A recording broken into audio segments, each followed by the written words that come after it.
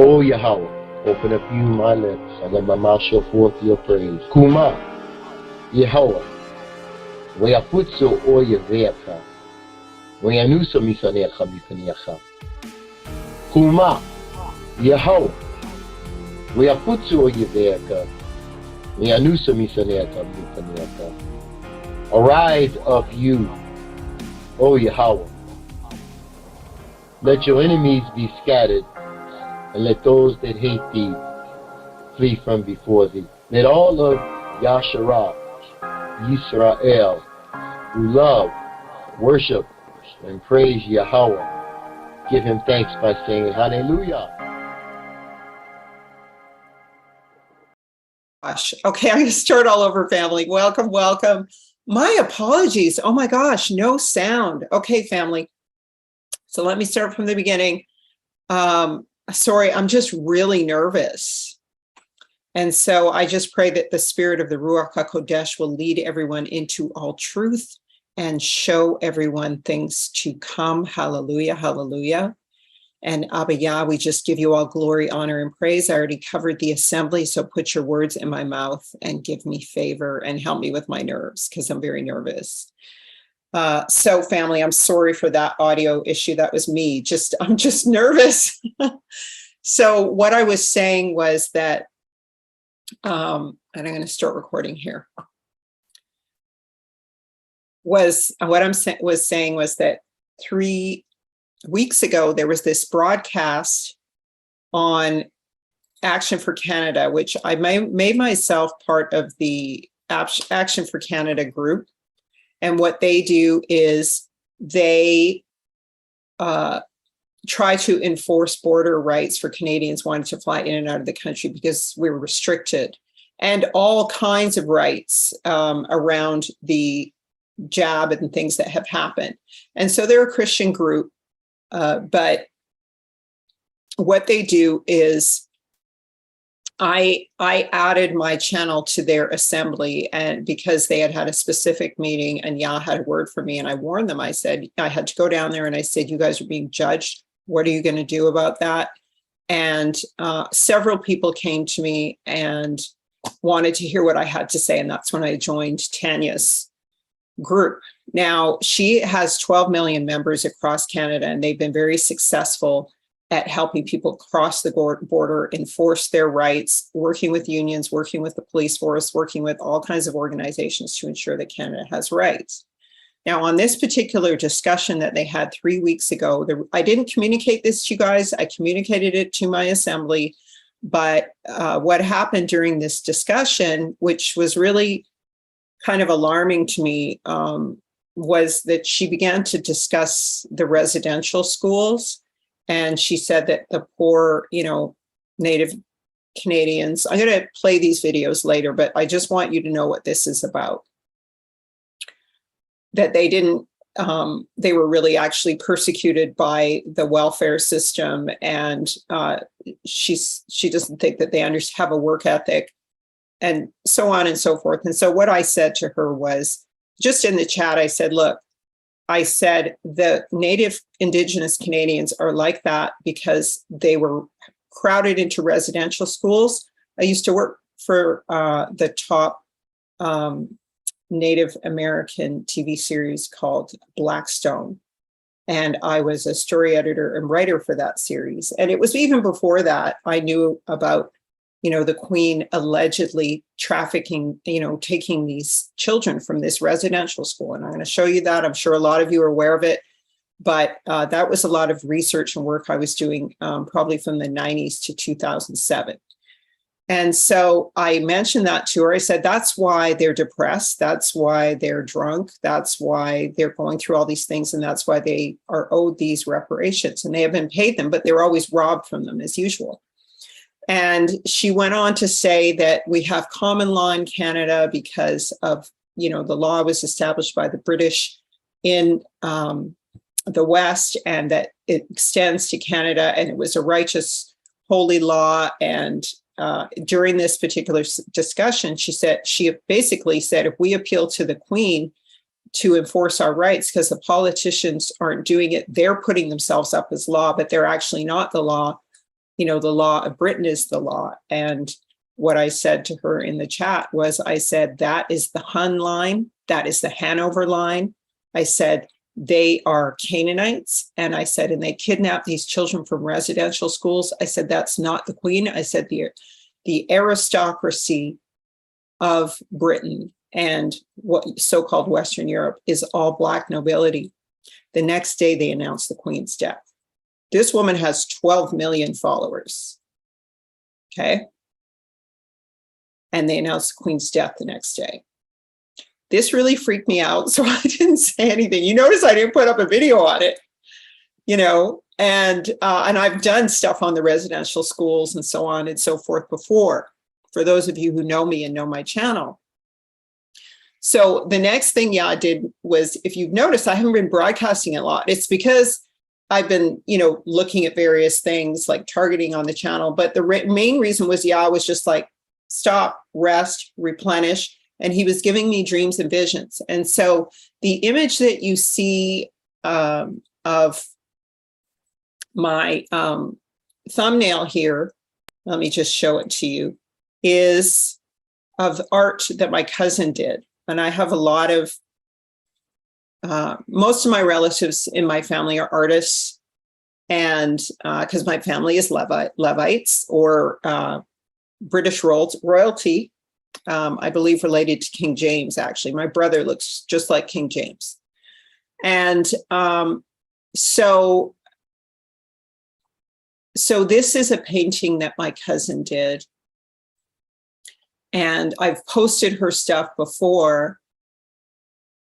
And this was kind of what I dreamed about. I've been talking about clothing because, like I said, ever since I got the jab, I can only really wear linen or cotton or pure wool. And those are the fabrics. And of course, burlap I could wear, but it's scratchy, that are in scripture to wear, because we're to clothe ourselves as the priests. And I need it for healing and oxygen in my body.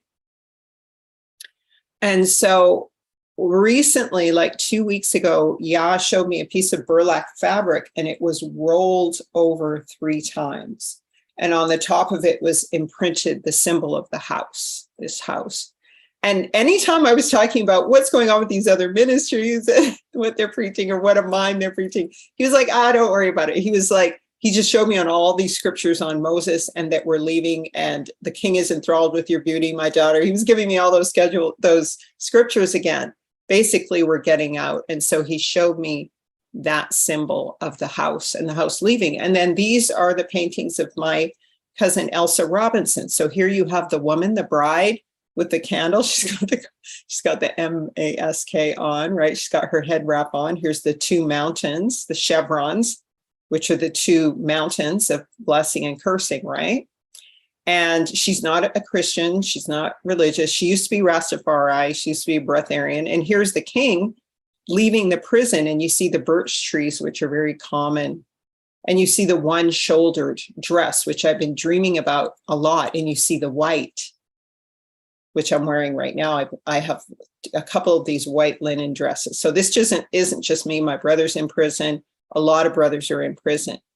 And so this is what's going on right now. And you will notice that yesterday was atonement. For some people, atonement was, yesterday was trumpets for those who go by the moon, and which is a time of gathering and a time of war. But yesterday was atonement, according to the Enochian calendar. And this is a time of repentance and atoning for sin. And so I don't need to tell you that the so-called the Nord pipeline blew up yesterday on the Day of Atonement / trumpets, depending on which calendar you're following. So please support I'll put a link for my cousin's art in the pull down menu after the video, okay? If anyone's going to be looking for that. And I'll probably put this up on the community tab later and a link to her site. If you want to purchase cards, t-shirts or whatever, I think she has a link through to those things too. So just if people are interested, but she was born in Canada, but she's Jamaican as well. And this is from my Bogle side of the family, the Robinson side. So she's a painter. So is my sister. Yeah. So I thought I would share that with you. But it's kind of just a really odd time, because there are people who are sources who are saying that Putin is about to declare war. And I can't confirm them.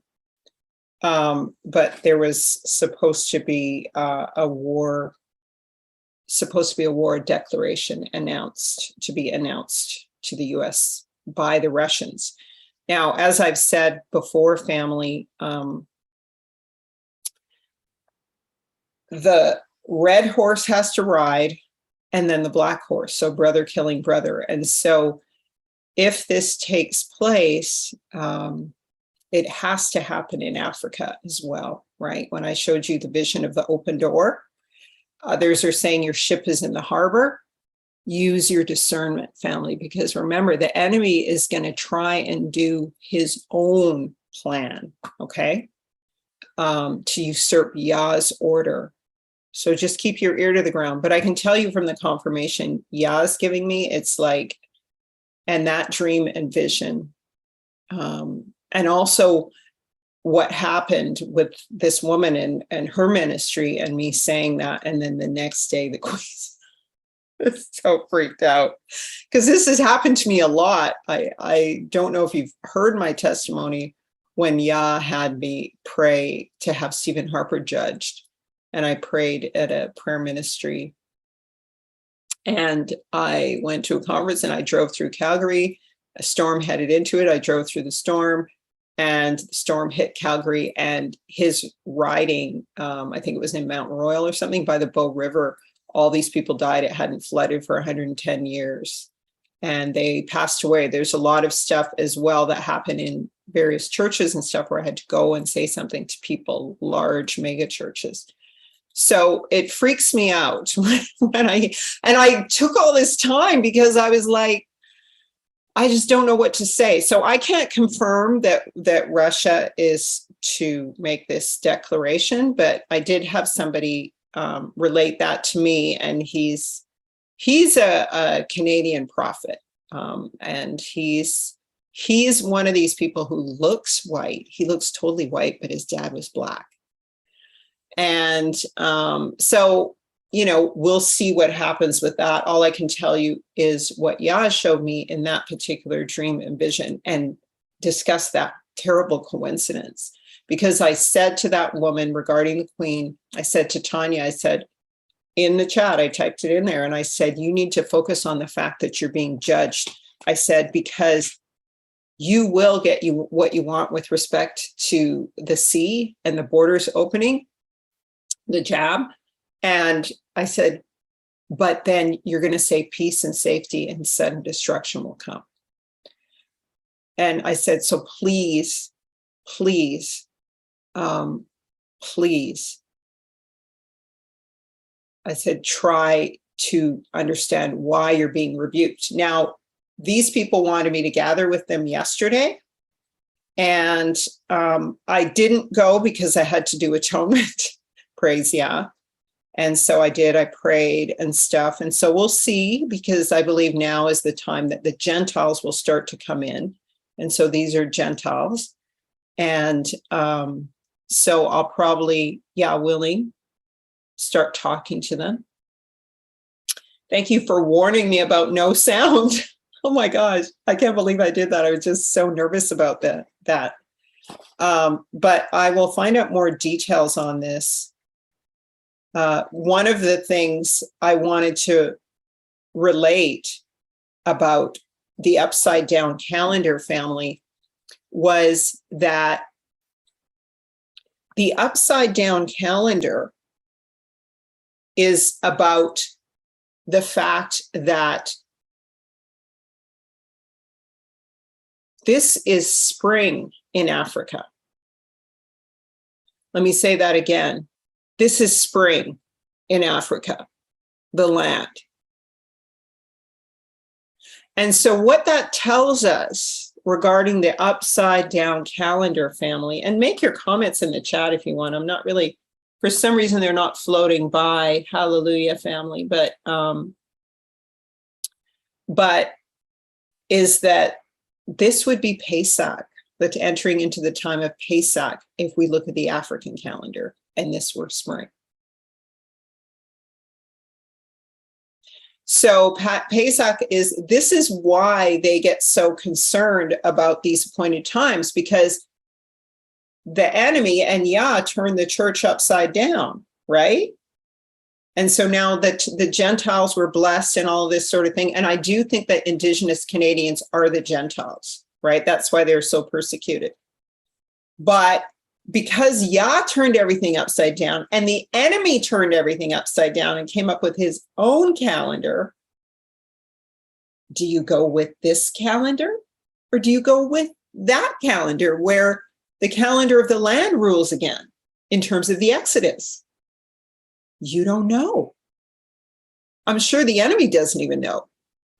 And so this would be the time of Pesach we would be heading into if we turn the calendar upside down. And I think that's a simple enough way to express it, that it's now heading into spring and summer in Africa, in the land. And we're heading into winter. Okay, does that make sense? Family, put a thumbs up this video, put a thumbs up in the chat if that makes sense to you. Okay, so these are the things that I'm going to go into some detail about. All right, these are the things that I'm going to go into some detail about.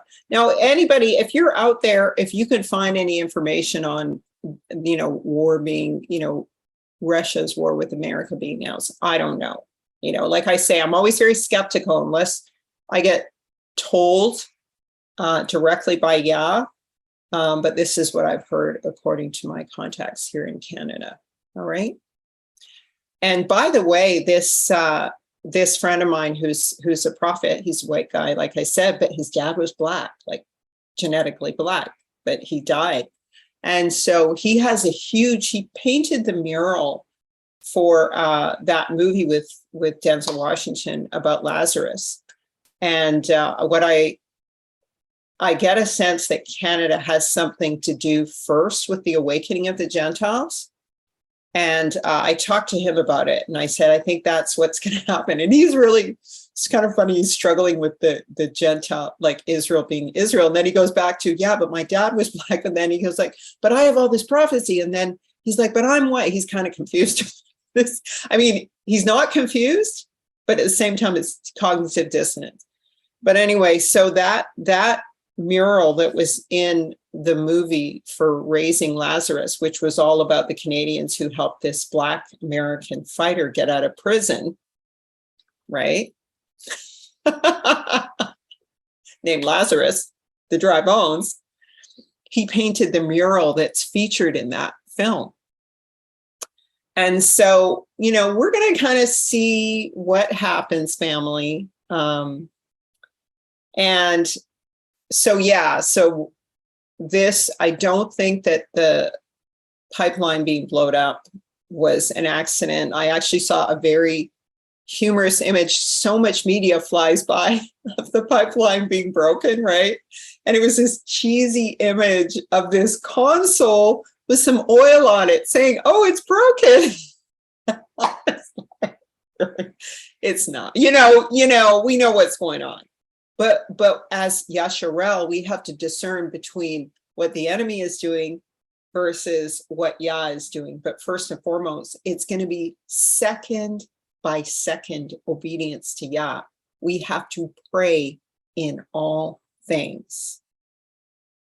And so this is why it took me 3 weeks to talk about this. And I see why. Because of the times we're entering into, the appointed times, and the deliverance times potentially that we're entering into, because people say that because Yahusha was born at Pesach, but he didn't fulfill Pesach. I still think he did, because he came into a tent, a human bodily form, and dwelt temporarily in the wilderness among us. And we became tents and holy vessels for Yah, for his spiritual household. So I have a lot of things I want to share with you, family, just some videos and stuff that is all kind of germane to this. And so let's get into it. Now, I had recently watched a video on this Russian Yuri Bezmenov's warning to America. And what it does is it discusses the fact that basically what they're trying to do with America. Now, there's a lot of propaganda in there, anti-communist propaganda and stuff that's not really relevant. But there's some relevant stuff in it. And I hope I can find the cue points, because I just literally got up out of my bed and came to the TV, came to the computer. So this may not be that organized, but let's just pray to Yah it is. So let's show this.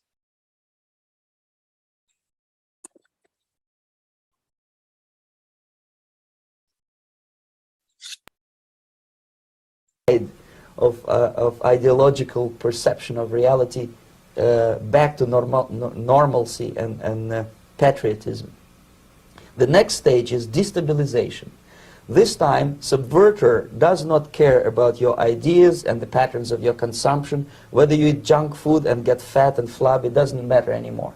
This time, and it takes only from 2 to 5 years to destabilize a nation, what matters is essentials: economy, foreign relations, defense systems. And you can see it quite clearly that in some areas, in such sensitive areas as defense and economy, the influence of Marxist-Leninist ideas in the United States is absolutely fantastic. I could never believe it 14 years ago when I landed in this part of the world that the process will go that fast. The next stage, of course, is crisis. It may take only up to 6 weeks to bring a country to the verge of crisis. You can see it in Central America now. And after crisis, with a violent change of power, structure, and economy, you have so-called the period of normalization. It may last indefinitely. Normalization is a cynical expression borrowed from Soviet propaganda. When the Soviet tanks moved into Czechoslovakia in '68, Comrade Brezhnev said, "Now the situation in brotherly Czechoslovakia is normalized." This is what will happen in the United States if you allow all these schmucks to bring the country to crisis, to promise people all kind of goodies and the paradise on earth, to destabilize your economy, to eliminate the principle of free market competition, and to put a big brother government in Washington, D.C., with benevolent dictators like Walter Mondale, who will promise lots of things, never mind whether the promises are fulfillable or not. He will go to Moscow to kiss the bottoms of new generation of Soviet assassins, never mind. He will create false illusions that the situation is under control. Situation is not under control. Situation is disgustingly out of control. Most of the American politicians, media, and educational system trains another generation of people who think they are living at a peacetime. False. The United States is in the state of war, undeclared total war against the basic principles and the foundations of this system. And the initiator of this war is not Comrade Andropov, of course. It's the system.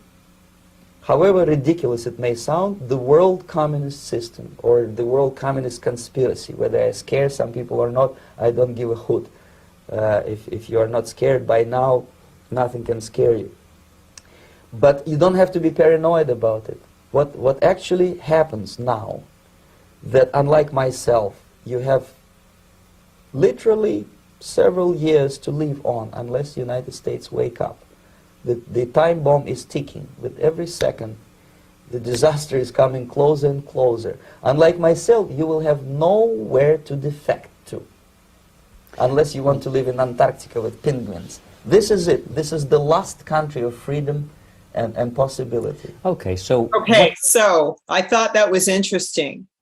He said, you will have, so he's talking about how they set the West up for this. And he said, you will have no country to defect to except Antarctica or Finland. Who is he talking about? He's talking about the Canaanites. He's talking about the Anglos, because North America is going to be taken, and because Western Europe and Britain belong to Israel. And these people who are living in their liberty, right? These, you guys, sorry, when I wear my hair out, I'm always checking it because I feel like it looks like a mess. Anyway. So these people who are living in liberty in this system are Canaan and the Amorites and the whitened Egyptians, all the sold out people, and the Horites. And so that's why he says, because where were they before they came into Europe? They were up north around Finland and not necessarily even Greenland, because that's Japheth's land. These are the other people. And so the Gentiles will become vagabonds in the land, and the only place they will be able to go to is Finland. All right, so I wanted to show you that, but also that they have been working on this long attrition. Another thing he said in this video, the wearing away of the ideology of Americans. And he talks about the fact, I don't want to play the whole video because it's 13 minutes, but he talks about the fact that it takes 25 years to set a particular ideology and about 25 years to undo it.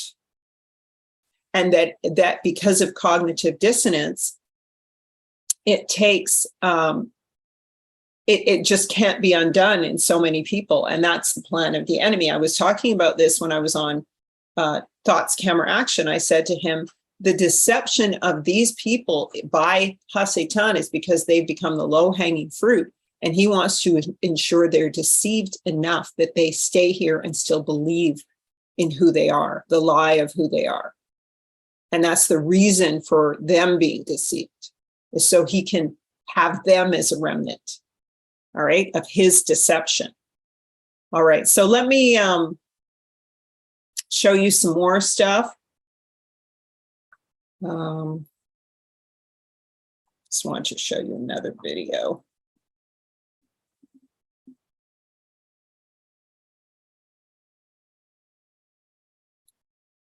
And this is, tying into exactly that. This is actually what the Gentiles in Canada believe about the Indigenous Canadians, who were trafficked as badly and persecuted as much as the Israelites.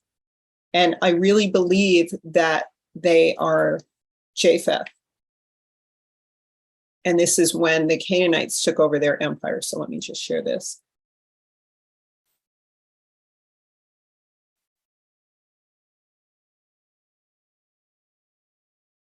So these are all the things that we're going to talk about. We have sound share. Just have to make sure you can hear the sound. Principles and values that a country can run by, and the belief system.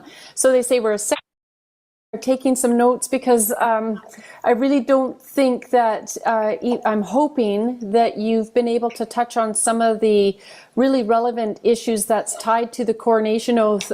You were the person who first brought it to my attention back in 2020. I'd never heard of the coronation oath. They're not teaching us about this in school. And the more that I've learned about it over the years, the more I realized why. I've always called this a very powerful document and a buried treasure that we need to resurrect again. And, when you talk about how our Charter of Rights, what they have based the Charter of Rights on was very much from the coronation oath, which come from biblical principles. And, if we take a look at the few biblical principles, and I know that Canada is very diverse, and they've tried to say that we're a secular nation so that we wouldn't embrace the foundation of this nation that our forefathers have gifted us with, because biblical principles are really the best principles and values that a country can run by and the belief system. So they say we're a secular nation, then a multicultural nation. And I've talked quite freely about how many immigrants are coming to Canada from nations, maybe from Islamic nations or communist nations or Hindu nations, etc. And the government is allowing them to come in and basically set up failed foreign policies within a community here in Canada. And it's Now, who are the Hindu nations, family? The Hindu nations are the true Egyptians, right? Watch my videos, family, on the lands of Shem, Ham, and Japheth, and the so-called East Indian people are Ham. They discover, you're watching those videos, they have all these tombs of theirs. They are Putta, they are the Egyptians, they are the Hamites, and so are the Chinese. Okay, so Canada, not necessarily, but America is their land. And so they're coming back, and they're coming back here, as I've said, even the Black Egyptians. When you watch my video on I can't remember what it's called now, but it has the picture of the Arabs, the Black Arabs. And that includes the Black Egyptians are discussed in that video. And they're even returning here. Tariq Nasheed did a whole tirade against them on a Twitter stream. And they all petitioned, because he said, don't let any of them back into America. Don't let any of these Africans into America. They hate ADOS, Indigenous Black Americans who built this nation. Black Americans who came over from Europe and built this nation, the slave class. They don't let any of these basically like Somalians, these Africans back here because they didn't build this nation. Well, then they got a free release to bring a ton of them here. So they're coming back here to be judged because Babylon's going to be judged, and that's how it's working. And so she's sitting here thinking that the true laws of this land were originally biblical law. And yes, as I've said in my videos many times, the Hebrews brought biblical law here when they were brought here as slaves. And because the law of the Queen and King James extended to this land. Okay. But they're subject now because they've broken these laws. They don't even know the extent of these laws. And this is one of the things I need to teach them about. Because they've broken these laws, now they're going to be subject to these laws. They're talking about these laws and biblical laws, but they don't even, as though they're in effect, and they are, but they don't understand that very law that they're invoking is going to judge them. They don't understand that. So let's just hear what they have to say a little bit more. Causing division. And we've always been a very open nation about having the government would like to say that's racist. They'd like to paint every brush with racist because they don't want us to be able to protect our sovereignty as a nation. But we have a right to, based on what this nation was founded on.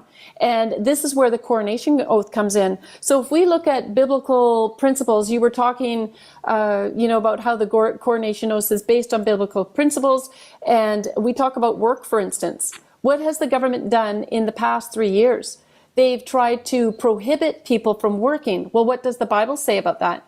It says you need to be earning a living, right? Yep. That you have a right to, that you need to. On the seventh day you shall rest. You don't eat unless you work, right? Unless you've got a corrupt government doling out some cash, which is great, for the kids, the teenagers and stuff that are living in their mother's basements now and, not having to become responsible adults. And this is part of socialism and getting individuals relying on the government. So one is that we need to work, we need to be employed.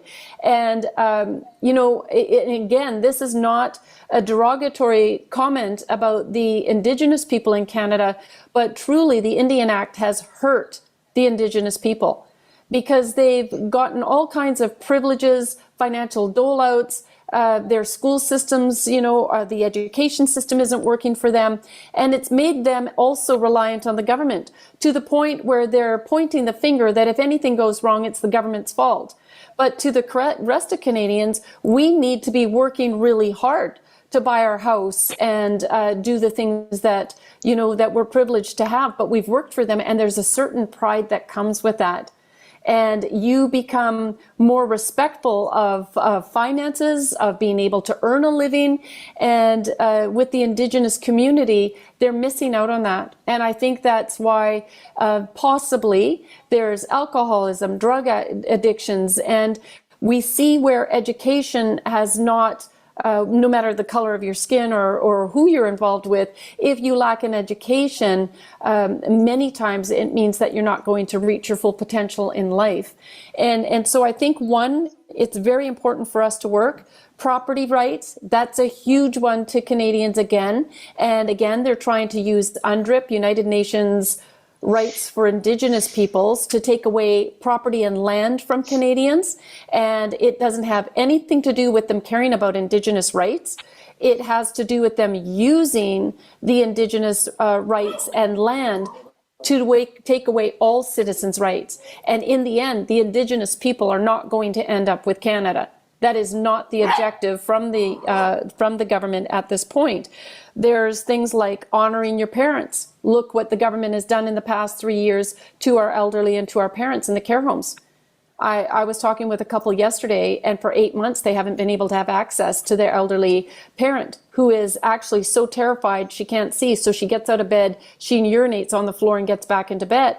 This is how our elderly are being treated in Canada. Okay, so I agree with her that the Indian Act is going to be used and has been used to exploit the Indigenous people, okay? But this is a very typical perspective of most Canadians on what the state of Indigenous people is. They think that, and if you've never been here, their state is terrible. It's just like what you would see in the worst ghetto in like Detroit or Chicago or LA, right? Drugs, the most oppressed people. But this is what they actually believe. They don't she doesn't have any knowledge or understanding of what happened in the residential schools. And she thinks that Indian people are just like Indigenous Canadians are just in the state they're in because they've been given money by the government and they don't work hard, and they've you know, they drink for that reason because things are too easy for them and they don't want to work. So, and she talks about land rights, but the land was taken. And like I said to you guys before, I used to write for the TV series Blackstone, and I had always done all this research into Indigenous Americans, as well as I said, Kevin Amnett, talking about the trafficking of these children. So let me share that video with you. You may have seen it on other channels. I know that it was also on Deborah and Watchmen. I think they did a thing on it, but you know, whatever. So this is from Unrepentant. And like I said, I used to be a story editor and a writer for a TV series here in Canada, the top series about Indigenous Canadian people and their rights, called Blackstone. So well, let's just go into some of this. I'm going to start kind of from the end, so you can see how they were treated. And so this is why the Gentiles are being judged in Canada. And they don't understand. So it's not only for what they did to Yasharel, because remember, Yasharel was in and is still in Nova Scotia, all right? And Yasharel settled Montreal and everything. They have all these incredibly beautiful buildings there. In Saskatchewan, the real McCoy, the best equipment, steam builder equipment, came from a Black Canadian in Saskatchewan. There was never really a border. In the World Wars, please watch my World Wars videos. The Black loyalists were both in the United States and so-called Canada, and they're the ones who burned down the White House for Britain. Okay, So these were all Black people. These were all, you can watch all my videos on these topics, okay? So let me just find this start point. This is how these people were treated, though. And so this is the lie of history that these people are told. And so I mean, how anyone can think that people are in that state because they just won't work and the government's giving them handouts. It's the same thing. But just to go ahead and listen to it. And they flushed me. Kevin was a thorn in the side of the establishment.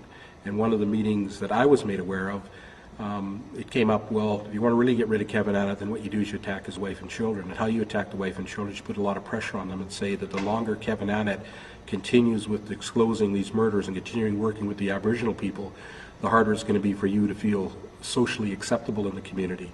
And you know your husband shouldn't be doing this. And if your husband continues to do this, there's going to be ramifications for you and your daughters.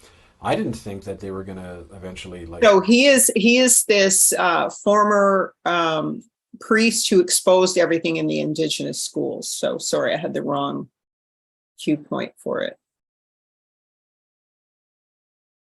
The murder of a little girl by the principal of the Alberni school in 1946. Well, this fellow who Harriet claims killed a little girl called Maisie Shaw, his name was Alfred Caldwell, and his daughter was right in the congregation. She was part of the old guard of my church. Did you believe it? Well, when people who don't know one another keep telling the same story over and over again, even if you're skeptical, you have to accept the fact that, you know, it's a commonly told story.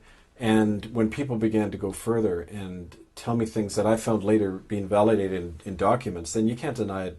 You know, as a minister, you learn to detect bullshit pretty quickly in people. And you can tell in somebody's eyes when they're suffering, and it's incredibly painful for them to tell a story. They're not making this stuff up. My name's Harry Wilson. My name's Kenny Quittal. My name is Virginia Baptiste.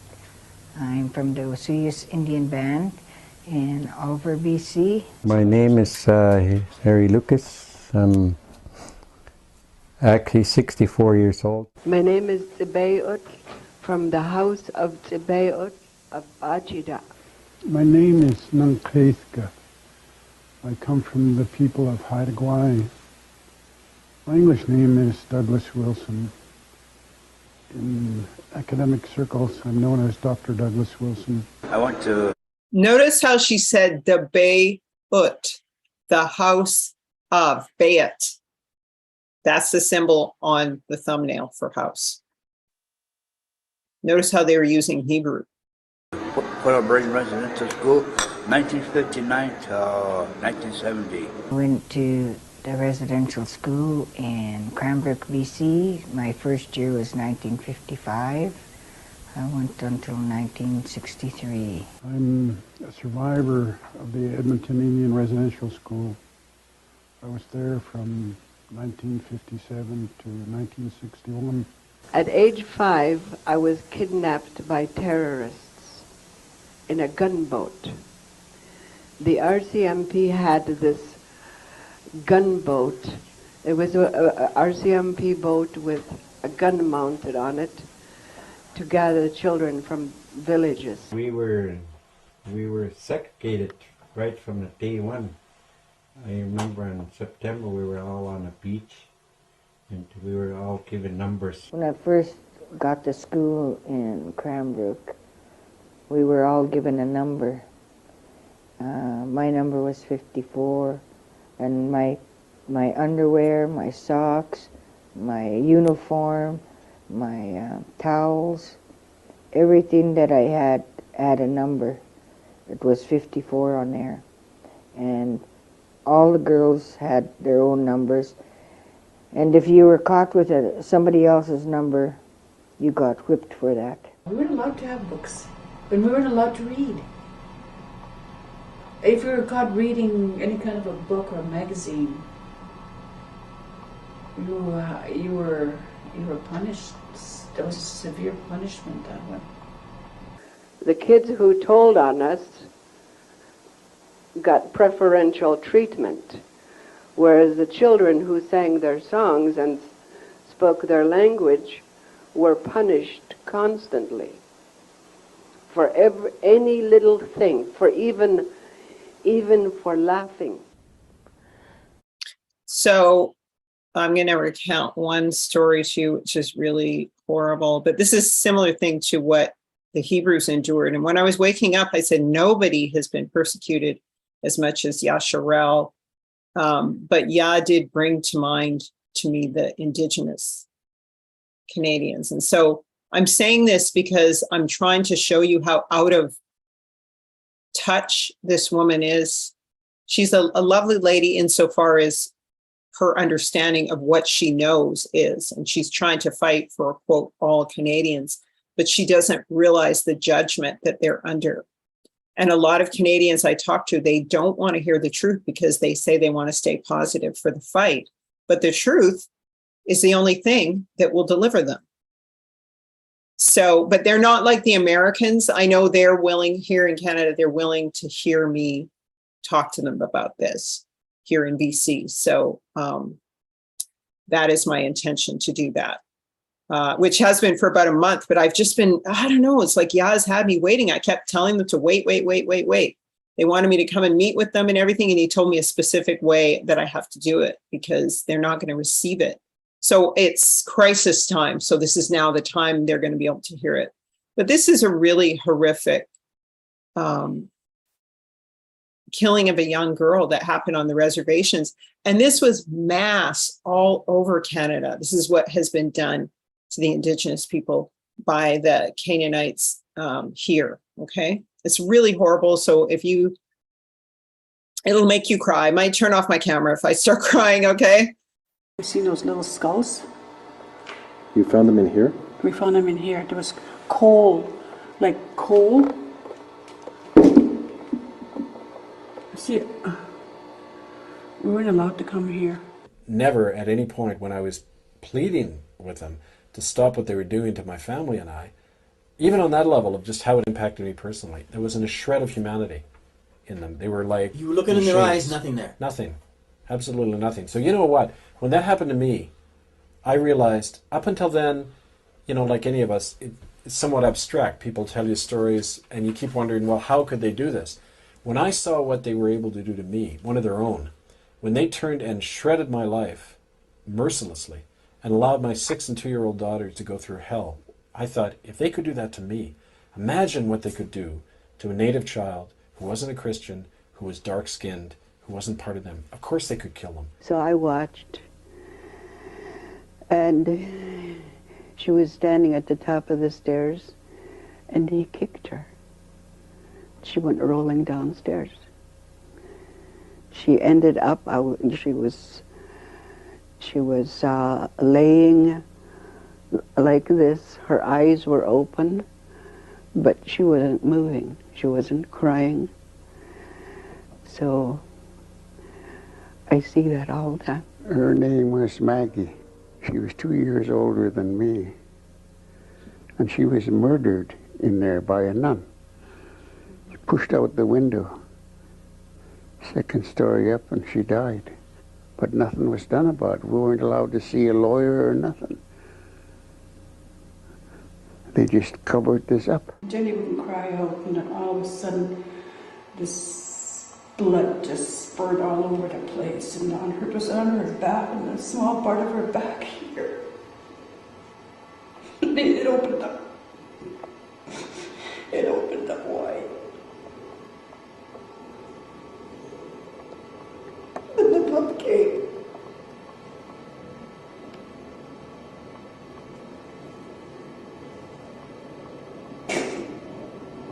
Oh God.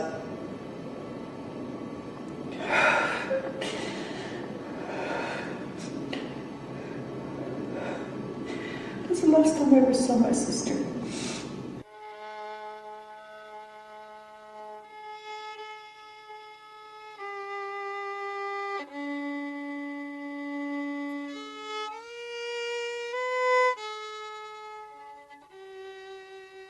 Tell one another we love you.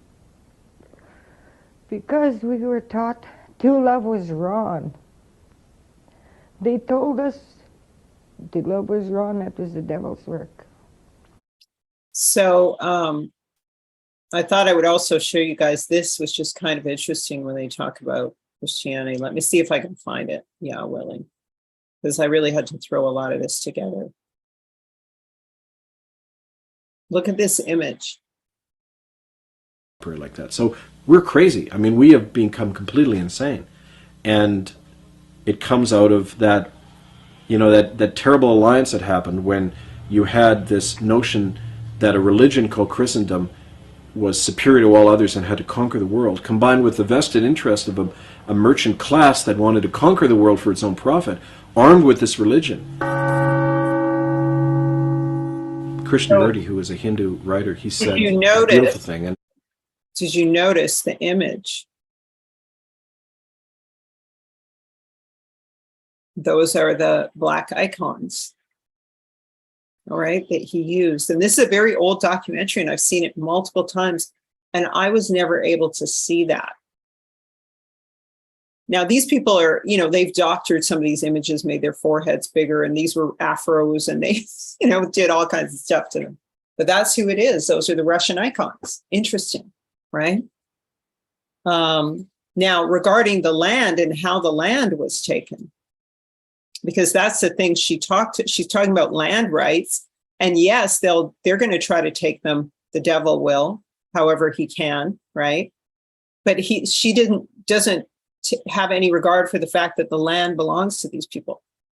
It's just cognitive dissonance, because she's a Christian working as hard as she can to believe what she can. But this is how most Christians in Canada think about the Indigenous people. You've heard the things that are done. It is far worse than what these people are describing.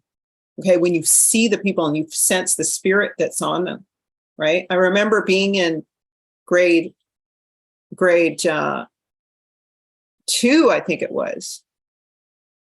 It was grade 3 or 4, and there was this one guy, and Timothy, and he just suddenly he was Native Canadian, and he wore a velvet red suit to school, and he seemed like he was much older. And there was another guy, Rocky, too, and these were Indigenous Canadians. And by the way, I have a nephew, and he is like these people. You see, they're dark skinned with the more bulbousy nose, and they've got the kinky kind of hair. Some of them it's straight. These are the Indigenous Canadians, and he's half Indigenous Canadian, then he's half Yasharelite, and then half Japheth. So he's Shem. He's Japheth, and light Japheth. And he looks,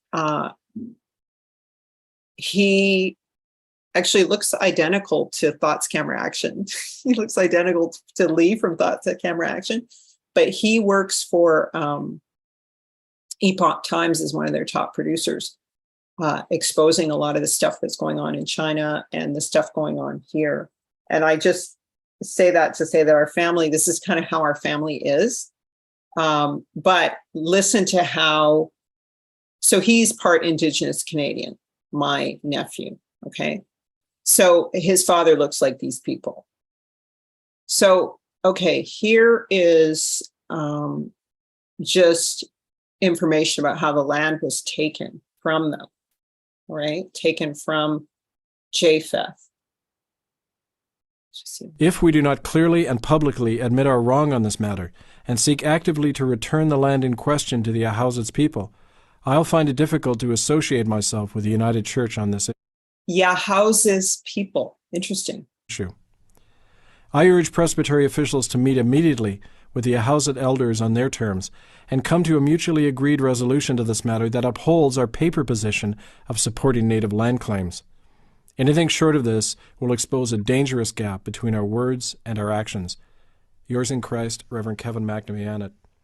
The fact that I was fired for pointing out that the church was selling off native land to its corporate buddy, the big logging company, Macmillan Bloedel, the fact that I wrote about that and was turfed so quickly out of the church is proof right there that, you know, the Achilles heel here is the issue of the land. How was it gotten? When you look at the mechanics of how the land was taken, it's out and out murder, mass murder. That's exactly what I feel. There was genocide.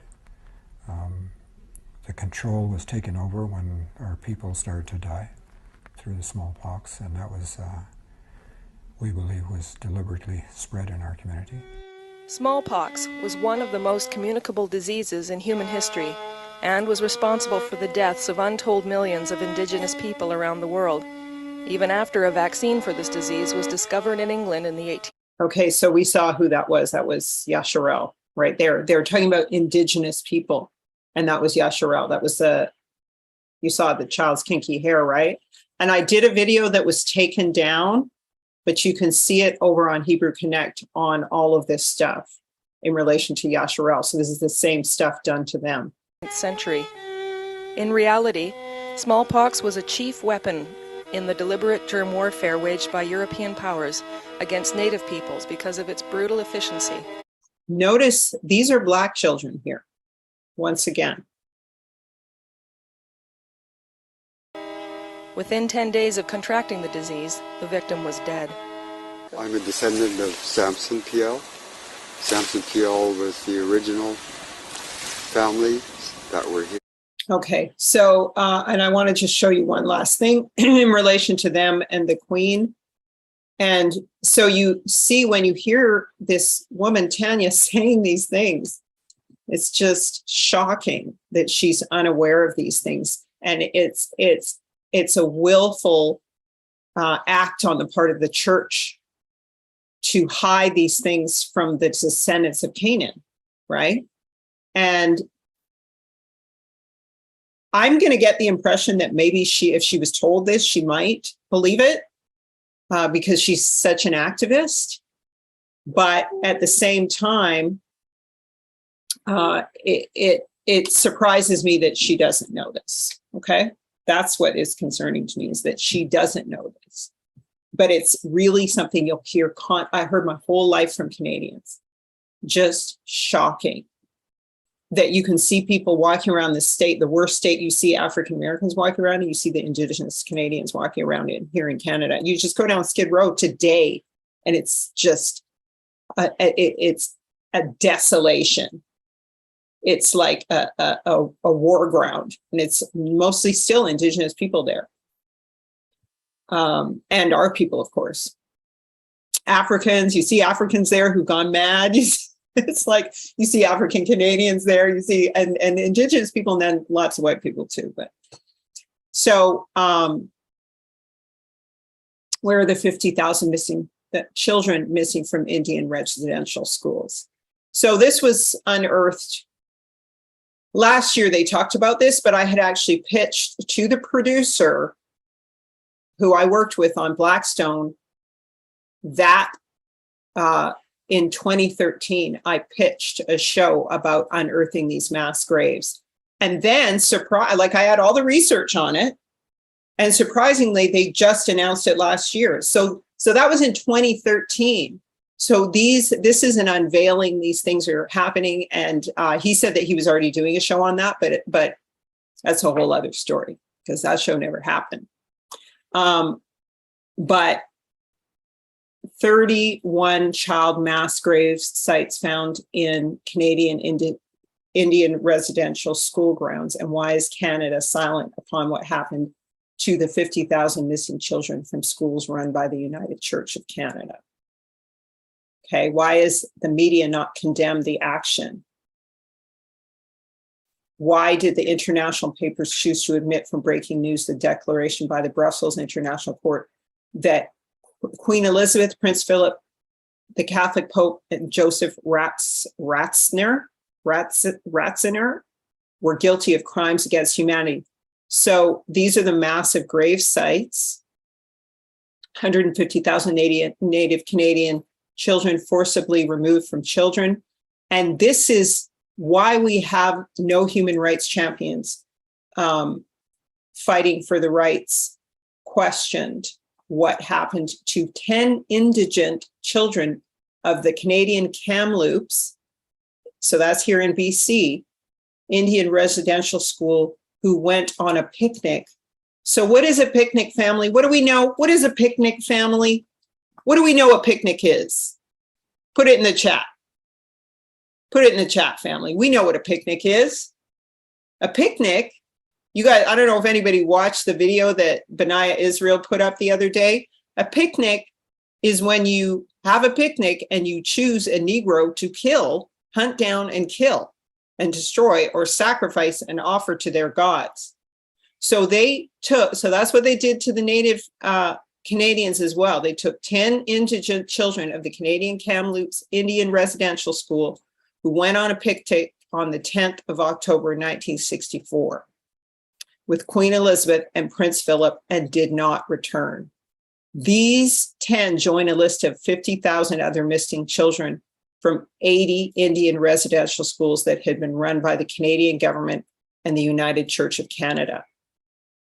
Now, the land rights in Canada are also tied to the pensions of the Canadian Mounted Police, who are CSIS, who are like our FBI or CIA.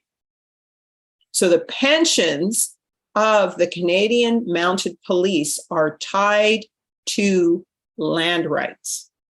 So they are tied to enforcing their survival, and their retirement and pension is tied to enforcing the land rights of the Canaanites here and fighting against the Indigenous people's land rights. So I just thought I would show you that. There's more articles on this. I put a link to my cousin's page in the chat. I can put links to this as well if you like, but you can see it's Okana.com news, where are the 50,000 missing children? So you can find that family. There's so much going on. I can't even see all my windows. So the timing of all of this is just very interesting, family. And I've got to get to my window again. I can't see the chat. Hold on. Let me see it. Sorry. Yeah, that's right. Nicole said, pick a nigga and kill him. And so that's what they did. Yes. I'm looking at you guys in the chat right now. And I'm enabling your comments, those who answered the right question. The whole planet, Eddie Murphy, or Eddie Murphy Jr., the whole planet will belong to Israel. The whole planet. The Gentiles are the portion of Israel, and they will rule. Israel will rule. We will rule the whole planet. Yah willing, if we get in, Yah willing. But those who do enter the kingdom will rule the entire planet. So I agree with that for sure. So let's look at this Nord pipeline thing. And family, I'm chatting with you guys in two different chats. Oh yeah, so that was on the actual stream chat that I was showing the video on, so I couldn't see you guys. All right, so to the Nord pipeline. Yeah, it gave me some other prophetic stuff, but I got so freaked out about it. I didn't even write it down. I just was like so discombobulated. I was like, because I was like, he had me stop doing videos, and he was like, we're getting ready to go. He's like, it doesn't matter what all these people are teaching. He's like, we're on the way out. He's like, you're out. You guys are on the way out. And so let me just, hold on one second. Let me just bring up this Nord pipeline thing. Oh, I can't do it in the same window. I have to do it in Google. Sorry, fam. It's just so many screens. I just kind of ran in here this morning. All right, so Nord pipeline explosion. So how many of you think this is a judgment? How many of you think that what I'm saying is true? Put it in your chat, put the comments in the chat, and please like, family. I haven't even been checking the likes on this video, but please put a comment in the chat. Tell me, do you think that this is judgment, and that this is cooperating with judgment, that this is tantamount to an act of war? And all of this, of course, is fair use. Anything I'm showing that you see here. They believe the dual explosions that damaged the pipelines built to carry Russian natural gas to Europe were deliberate, and some officials blamed the Kremlin, suggesting the blasts were intended as a threat to the continent. Now, this is the micro story, right? But the macro is using Putin to judge, right? Is using Russia, right, to judge. This is the Four Carpenters. Watch my videos on the Four Carpenters, on Russia as the Four Carpenters. These are those who scattered Israel, but will once again regather Israel. Okay. The damage did not have an immediate impact on Europe's energy supplies, but Russia cut off flows earlier this month. Remember, I told you that. You got to see the icon. I laughed for I think I laughed for half an hour about the image. It was just like a console with some oil on it saying it's broken. I just thought it was, even though these things are tragic, family, we got to laugh sometimes, right?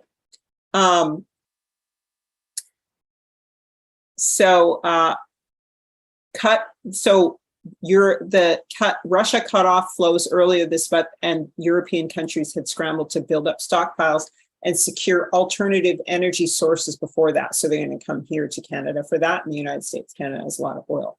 But the episode is likely to mark the final end to the Nord Stream pipeline projects, a more than 2-decade effort that deepened Europe's dependence on Russian natural gas, and that many officials now say was a grave strategic mistake. All right. But the reality is that's not their land. That's Yasharel's land, right? They know that. That's not their land. So they're out of their land. You heard the other Russians say the only place they'll be able to go is Finland. That's just like on the edges of the Rubis Negro, up there, up north. Okay, if you guys know what that is, I hope you guys know from watching my videos. These are deliberate actions and not an accident. Danish. Now, who, you guys watch my videos on the Canaanites. Who are the Canaanites? Who are the Danes? The Danes are the Amorites. Okay, the Danes are the Amorites, the Dan Akhil. Okay, the Dan Akhil. Akhel. El as in fallen angel. Okay, so the Danish prime minister, he's not in his land. That's why the video series, Each Man Returned to His Own Land, the lands of Shem, Ham, and Japheth. Okay, and you'll learn about the clock as well a little bit in there, and the lay of the land, and why this might be Pesach rather than tabernacles. Because if you see the world as upside down, with south being up, and all of Africa being the south and the east, including Europe, Western Europe, it's spring, and that is not the land of the Danes. Okay, Danish, married to Dan, mixed in with Dan, who was what? A serpent by the way. Okay, who is not in the 144,000 because he mixed in with these people. All right. Ferguson said the explosions just off the coast of the Danish island of Bornholm were not an attack on Denmark, since they took place in international waters. But the Danish military leaders on Tuesday dispatched Absalon, one of their top of the line freights, along with other patrol guards to guard the island. Danish Foreign Minister Pepe Kofod was calling other NATO counterparts to discuss the situation, according to a senior European diplomat who was familiar with the conversations and who, like others, spoke on the condition of anonymity to talk frankly about internal security. We do not know the details of what happened. This act probably marks the next stage in the escalation of this situation in the Ukraine. You're not in your land, people. Each man returned to his own land. And this is another thing that they do not understand. And that's why, what did he say? The only land that you'll return to is Finland. Because these people don't have any land.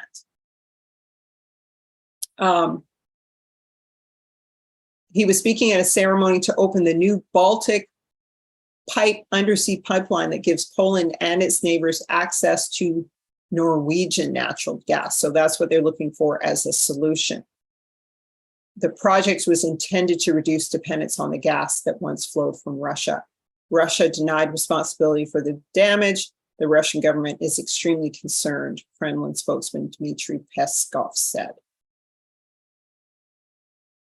And so it occurred one day simultaneously in 3 lines of offshore pipelines in the Nord Stream system. To have all 3 of them occur is unprecedented. All 3 lines to be hit is unprecedented.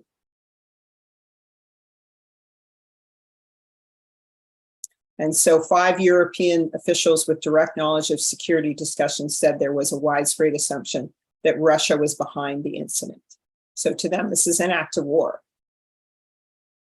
But because it was in waters, it wasn't a land attack. So no one on the European side of the continent is thinking anything other than, I'm going to read your comments soon, fam. So put those comments in. I'm going to read them out to share them if you've got some good comments. No one on the European side of the ocean is thinking that this is anything other than Russian sabotage. I want to show you guys a picture of my brother. And even when he was young, because he looks exactly like King James. He looks exactly like King James. And my family is the McPhersons there, as well as the Robinsons. So they're Irish and Scottish. This is on my black side, on my grandmother's side. And so these are the Bogles who own the land in Morant Bay in Jamaica. The other side is Nanny and the Maroons. And so I'm like, those people are not the right royalty. And I've shown you already in one of my last videos, I showed you the lineage. One official said it might have been a message to NATO, we are close. Another said that it could be a threat to other non-Russian energy infrastructure, since so many pipelines crisscross the Baltic Sea, including the one inaugurated Tuesday. So now they're concerned about their other pipelines, right?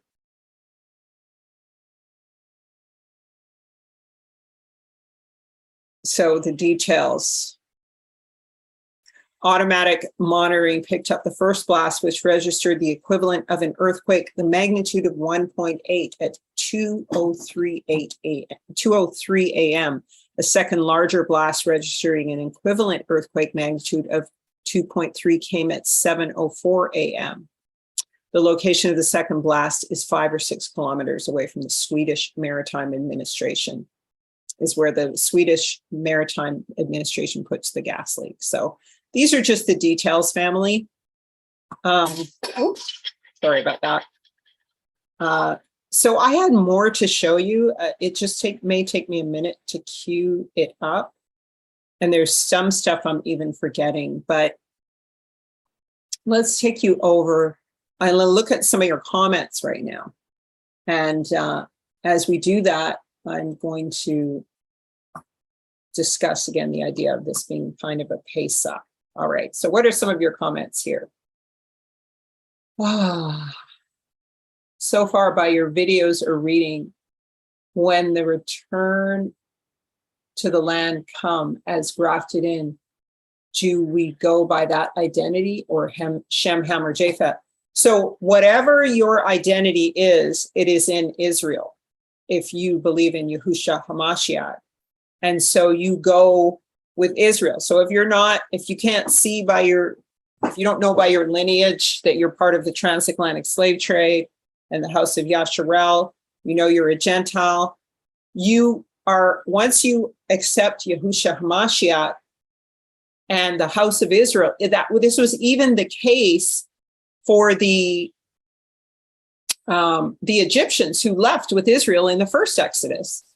Yah was very clear. He said one law for the stranger and the house of Israel. So you got to remember, those people integrated and married into the house of Israel and became part of the house of Israel. So the same thing goes for the genetically grafted in, or the Gentiles who are not of the transatlantic slave trade, etc.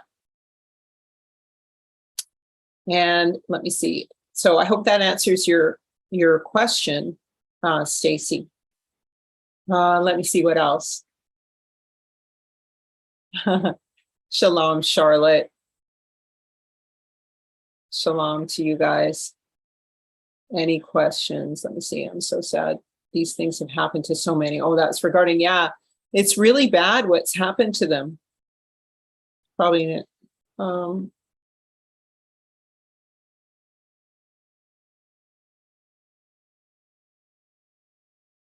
yeah, the atonement was yesterday. Hallelujah. Jubilees predicted that the people that follow the moon would hold a feast of the Day of Atonement. Oh my gosh, really? In Jubilees 637. I just need to look that up. Let me see if I can get it online. That's interesting. I love you guys. You know, you guys have been such a support for me, because honestly, I have some of the most woke people on my channel, because I was over on another channel talking about it. And I was like, yeah, but the people on my channel already know that. Like, so you guys bless me. And that's what is so amazing. So let me look this up. 637. You guys be teaching me because you're priests, right? That's how we operate in my study. People teach in my study. I'm not teaching in my study. Yeah. Yeah. So yeah, that is this. I just quoted this to somebody because they were celebrating trumpets today. For this reason, the years will come upon them. And this is in the calendar as well. I feel like I want to look at the land again and kind of collapse this all into that video, since I'm here today, and make this the video that I was going to do today rather than doing two videos. For this reason, the years will come upon them when they will disturb the order and make an abominable day the day of testimony, and an unclean day a feast day, and they will confound all the days, the holy with the unclean, and the unclean with the holy, for they will go wrong as to the months and Sabbaths and feasts of Jubilees. And why is this?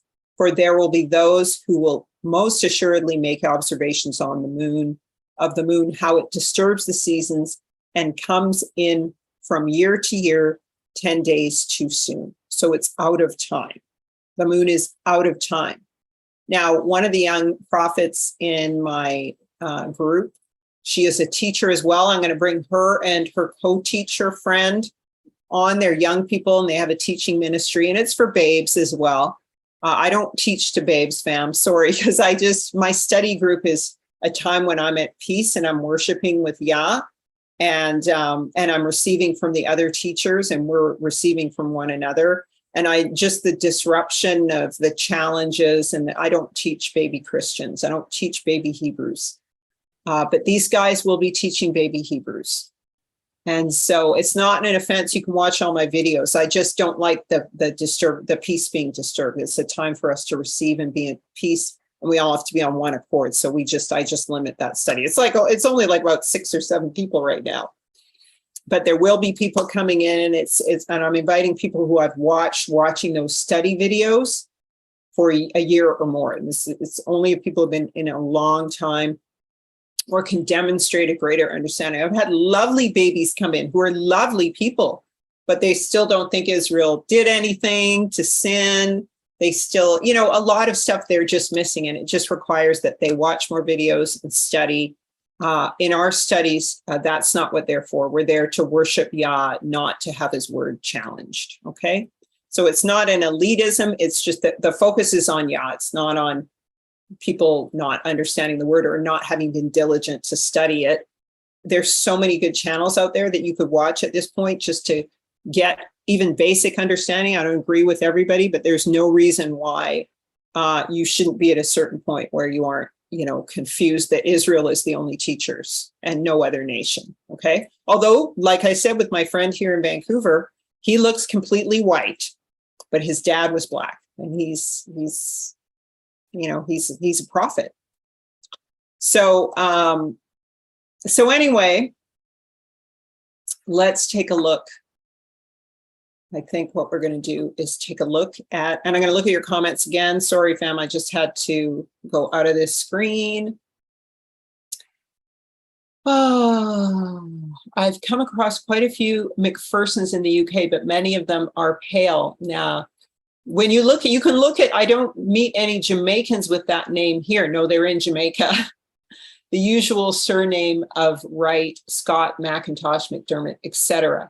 Now, remember, there's the Maccabees and the cave at Machpelah, right? So we and there's other references to Mac in scripture.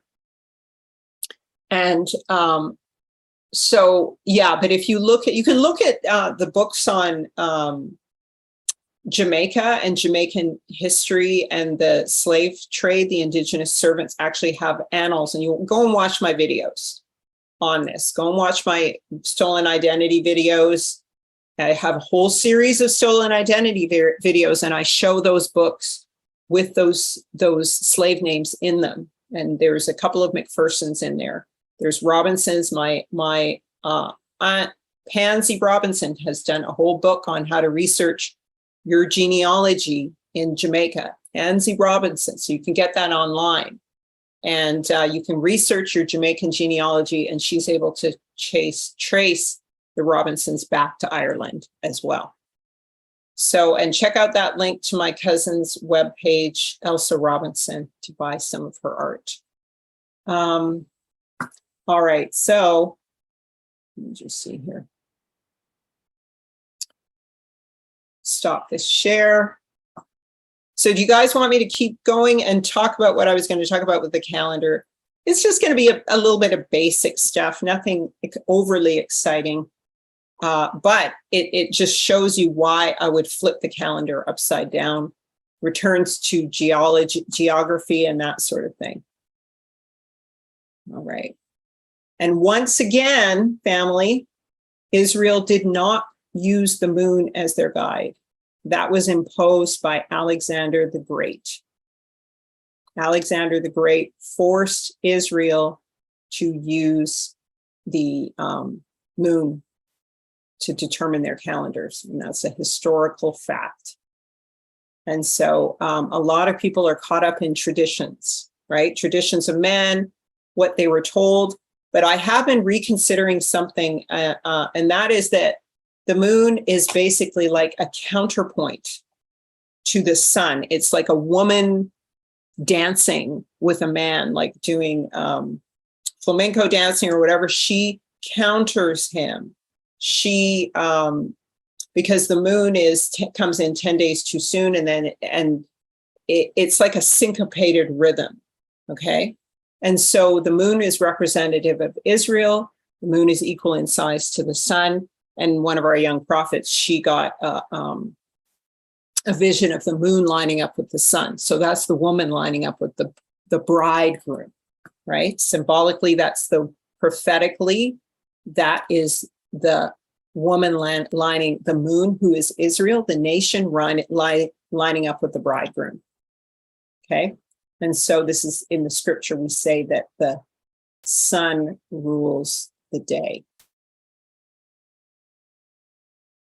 All right. So when we look at this world clock, we see that this is usually where they measure equinox from, is in the middle here of Africa. Now, this is where I believe that the four streams of fresh water come out of somewhere down here. All right. This is where the global equinox is. Okay.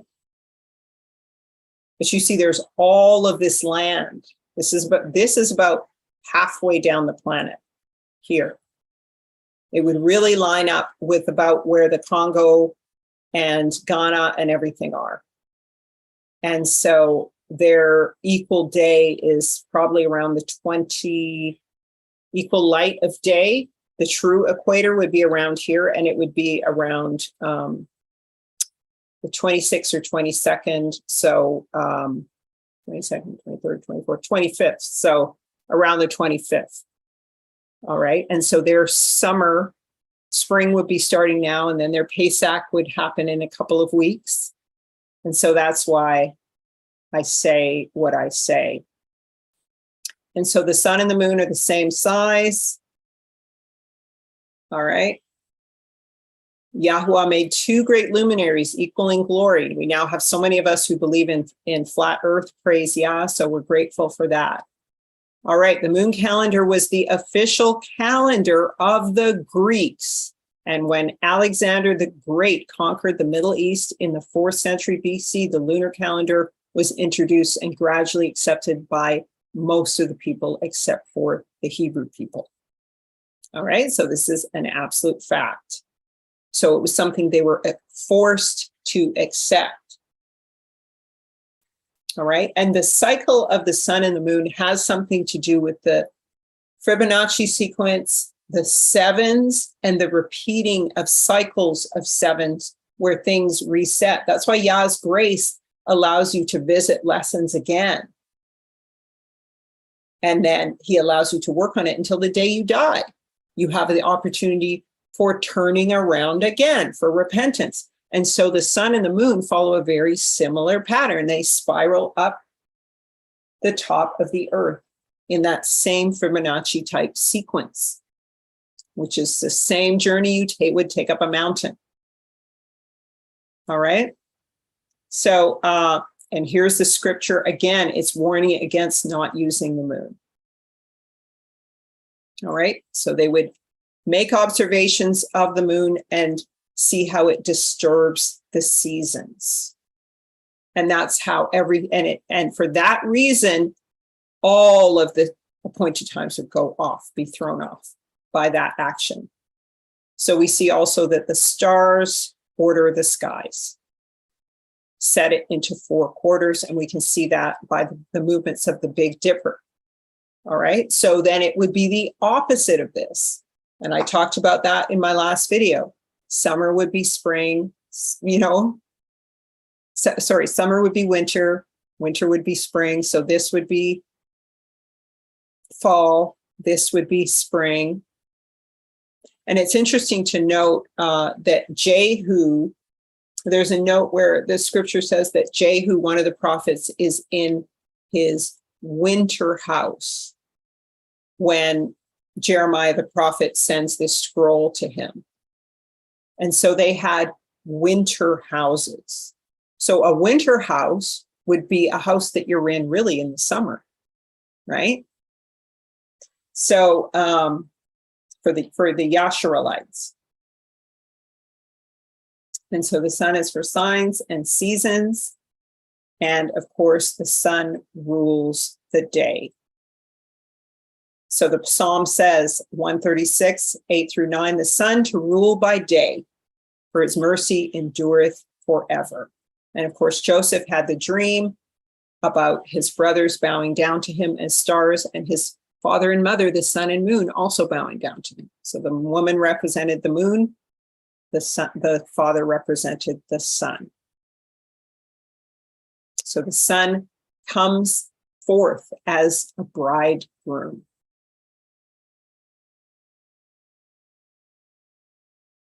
And so we blow the trumpet. And these are all the nations who use the moon. All right. So Iraq or New York City means new moon city. Why are you doing exactly what your enemy is doing, exalting a city as new moon? Okay. These are all the ones who observe it as such. So we've been over this many times, but I think, family, I think that's enough. If you have any questions, again, I'm gonna answer them. I was gonna show you the video on the lands of Shem, Ham, and Japheth. Let me know if you want to. Put a thumbs up in the chat if you want me to. We can go over more of this land stuff. What does the moon rule then? The moon is also for signs and seasons, and it's a counterpoint. So, women's cycles actually go according to the moon. They do. So it's a sign, right? And you can have lunar eclipses and solar eclipses. but it's not ruling time. This is the question of zoned out entertainment. Because the woman represents the moon, the woman also represents the nation of Israel. And so we have scriptures where it says the sun turned black and the moon to blood. So it's for a sign of changing times, right? The sign of changing times, okay? And it is the sign of Israel. So when it lines up with the sun, like I said, it lines up with the sun, then that is a sign, could be a sign, and, you know, I don't know, of Israel lining up with Yahusha, all right, the bridegroom, all right? Does that make sense? All right, let me see if I can find, let's just watch some of the video if I can find it here. And put your questions in the chat, family, while I look for these videos. I just don't know if I should stream it live from the site, because it can be kind of a drain, or if I should try and find it on my computer. So that's what it's about. So if you go to my videos on the land of Shem, Ham, and Japheth, the one on the landing page, which kind of begins the series, let me share it here. It's a really good reference for orienting yourself. All right, you see where I got it from, fam? So this is an excellent series on the lands of Shem, Ham, and Japheth. Each man returned to his own land, goes into the genealogies, the people groups, what they look like, where their lands were, according to the book of Jubilees. Okay, so watch this whole series. And so, and this is the one I was mentioning to you, Hey Baby, and Israel, why Israelites aren't Ham. So you see what the black Hamites look like. This series on the white giants and Canaanites shows you what the white Hamites look like, okay? And the Asian ones here. And then, of course, there's the beasts of no nation, who are also here, who are, you know, genetically modified people. And so, like I said, we just go into Eden, Shem, Ham, and Japheth's lot. So I discussed the location, I don't know, of Eden here. And the various lands, let's see here.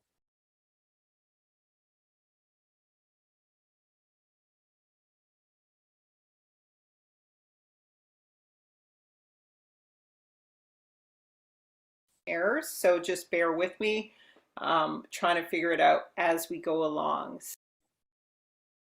So this is the great journey of discovery that we're on in the unveiling times that we're in. So anyway, whoops, so let's get into it.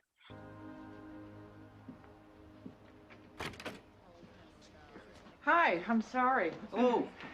Sorry to be late. Not a problem. I'm CJ Craig. Of course you are. I'm Dr. John Fallow. This is Dr. Cynthia Sales and Professor Donald Huke. Huke? Huke. Okay, and you are the Organization of Cartographers for Social Equality. Well, we're from the OCSE. We have many members. How many? 4,300 dues-paying members. What are the dues?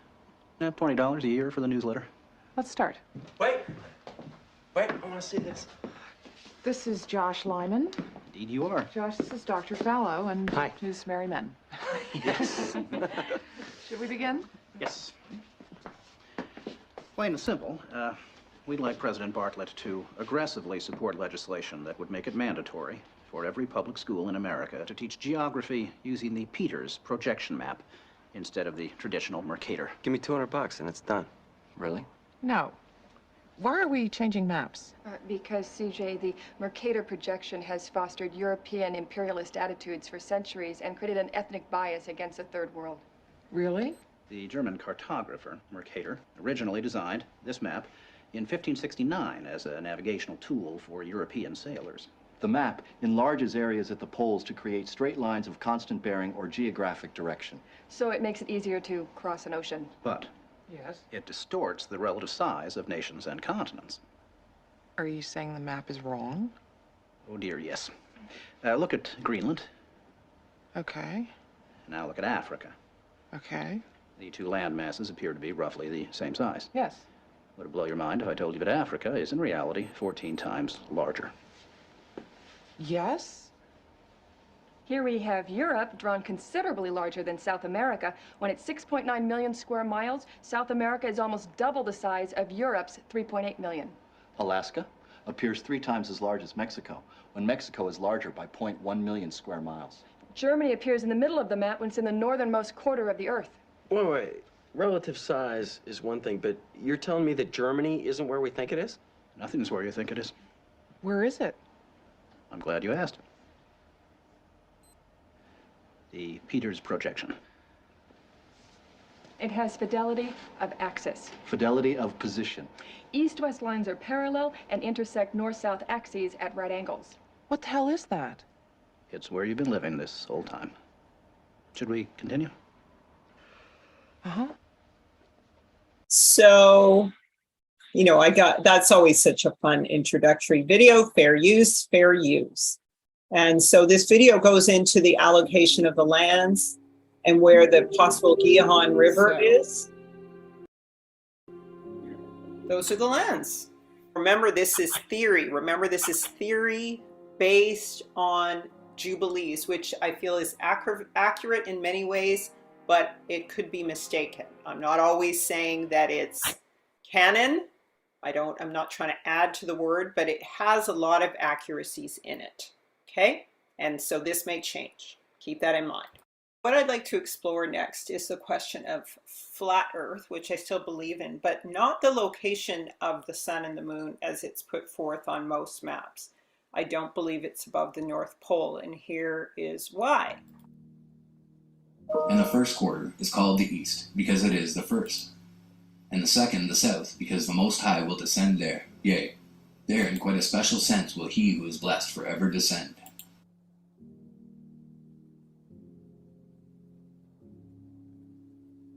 And the first quarter is called the east, because it is the first. And the second the south, because the Most High will descend there. Yea, there in quite a special sense will he who is blessed forever descend. When I started looking at the Prague clock, which was built in 1410 before 1492, what I noticed several years ago was that it was kind of lopsided. Everything was kind of pulled around, and it's been featured in a number of videos. And of course, what they always show is a video I just showed you of the sun and the moon moving around the axis of the Polaris star, which I believe is correct. And you can see the Big Dipper will move around Polaris in a very symmetrical fashion. However, everything's sort of been pulled off and lopsided, and that's what this Prague clock shows. And what it shows is that very clearly that Africa is the center of the Earth. This is the axis of the Earth, the axis mundi. When you're looking at it, south is up, okay? And that's a proper way to view the clock. South is up on the clock, and Africa is deep in behind. What you also find is that north is down, and that's not the axis of the clock as many of the videos for the Earth as a plane represent. It's just not true. And so when we look at the moon and we look to the witness of the moon, it tells us the truth as well, of course. And I've shown you guys this before, that when you look at the moon, you see this accurate size of Africa. And that's also represented in this map that shows you America, probably Canada, India, and Cuba, China and Western Europe can all fit inside of Africa. And the comparative population size really shows you that the Chinese and the East Indians really have the overpopulation problems, because Africa's really only got 40 people per kilometer squared, while China has 149. The UK has 274. India has 454. And the United States has 127, and Europe 747 per square kilometer. So really the Western countries are really the most overpopulated and out of balance with nature. Now, I'm not a follower of the Quran, but I do know that the Circle 7 Moorish science one, and I'm not a Mason, nothing like that. I teach Torah, but it does say in this particular citation in this book that the Moors really controlled the West here. Beyond that, they also controlled the area of Atlantis, even up until very recently. And it says their dominion and habitation extended from northeast to southwest Africa, across Great Atlantis, even unto the north, south, and Central America, and also Mexico and the Atlantis Islands, before the great earthquake which caused the great Atlantic Ocean. And the Moors had control of the Atlantic and Mediterranean. At that particular time, it says, confirming in song the extent of the Moorish Empire or dominions of Axum or Atlantis. And so Axum is what Ethiopia is called as well. Axum. And so here's my conundrum, because I'm working on the calendar, and the way that you call out the first day is from actually the axis of the earth, which I no longer believe is the North Pole.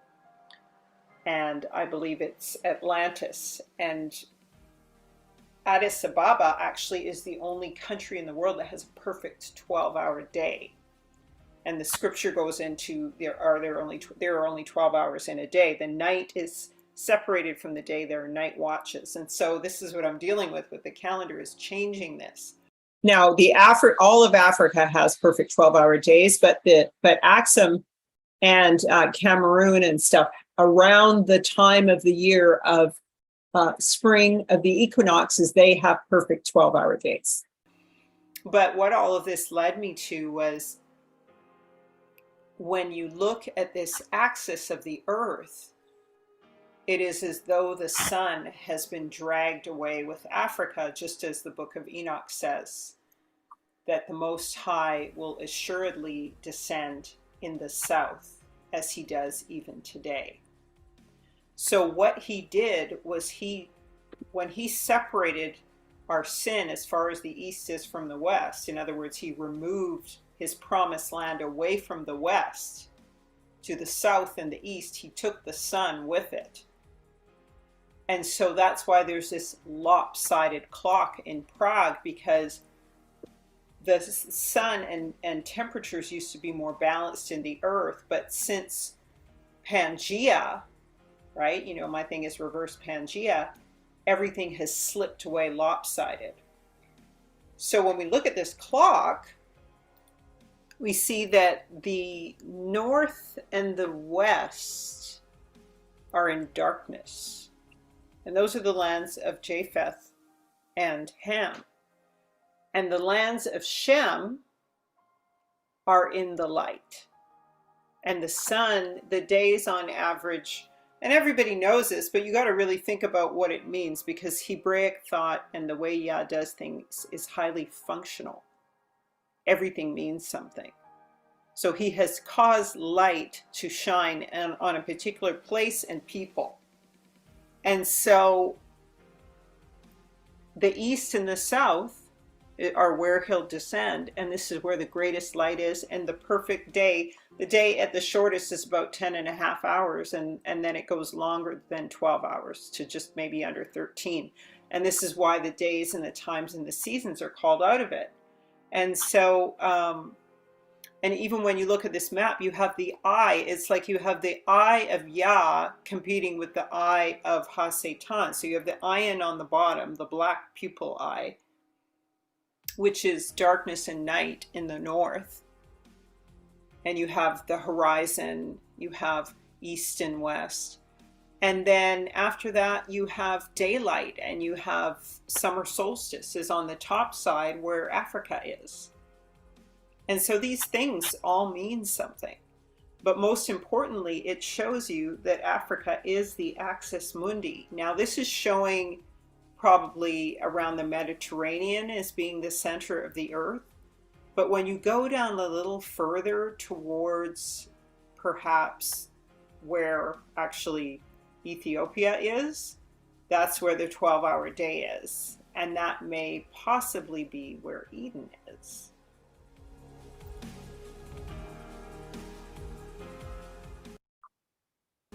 So Yah's promise to Israel is that he'll make desolate the sea of Egypt, and he'll lay his hand on the river with a strong wind, and he shall smite the 7 streams, so that men shall pass through it dry shod.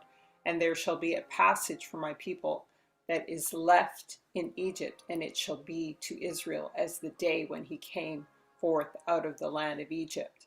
And I will make desolate mountains and hills, and I will dry up their grass, and I will make rivers islands, and dry up the pools, and I will bring the blind by the way that they knew not, and I will cause them to tread paths which they have not known, and I will turn darkness into light for them, and the crooked things into straight, and these things will I do, and will not forsake them. The secret things belong to Yahuwah our Elohim, but the things that are revealed belong to us and to our children forever, to do all the words of this law. So this is one of the things that Yah is going to do, smite these 7 streams. And there are 7 rivers. There are the land of Eden is a well-watered land that I believe is situated between Africa and America. Still, I believe it's there. It could be called Atlantis, whatever you want to call it. And there are no planes that fly overhead. And I showed you the triangular slave trade went around it. It was called the triangular slave trade for a reason. And there's a reason why planes are just not flying over it. It's a direct route from the West Indies to Africa, yet they fly through Europe. So how can we somewhat confirm this? And how can we, my ultimate question is, do I start the clock from along the axis of Addis Ababa or from the axis of Cairo? Both of them are occupied by Esau, Edom, and the Midianites and the Ishmaelites all mixed together there. And of course, they're fallen angel seed. And the Midianites they have a role in these end times to return the priesthood. So they are dark like the tents of Kedar. They have the tents of Kedar. So not everybody among the Ethiopians is Esau. There's Ishmael's there, and the Midianites are there, the sons and daughters of Keturah. So there's a whole role, good roles that everyone has to play, and bad roles within that. So I'm not speaking against Ethiopians. I love and have met wonderful Ethiopians, and they also helped wake me up.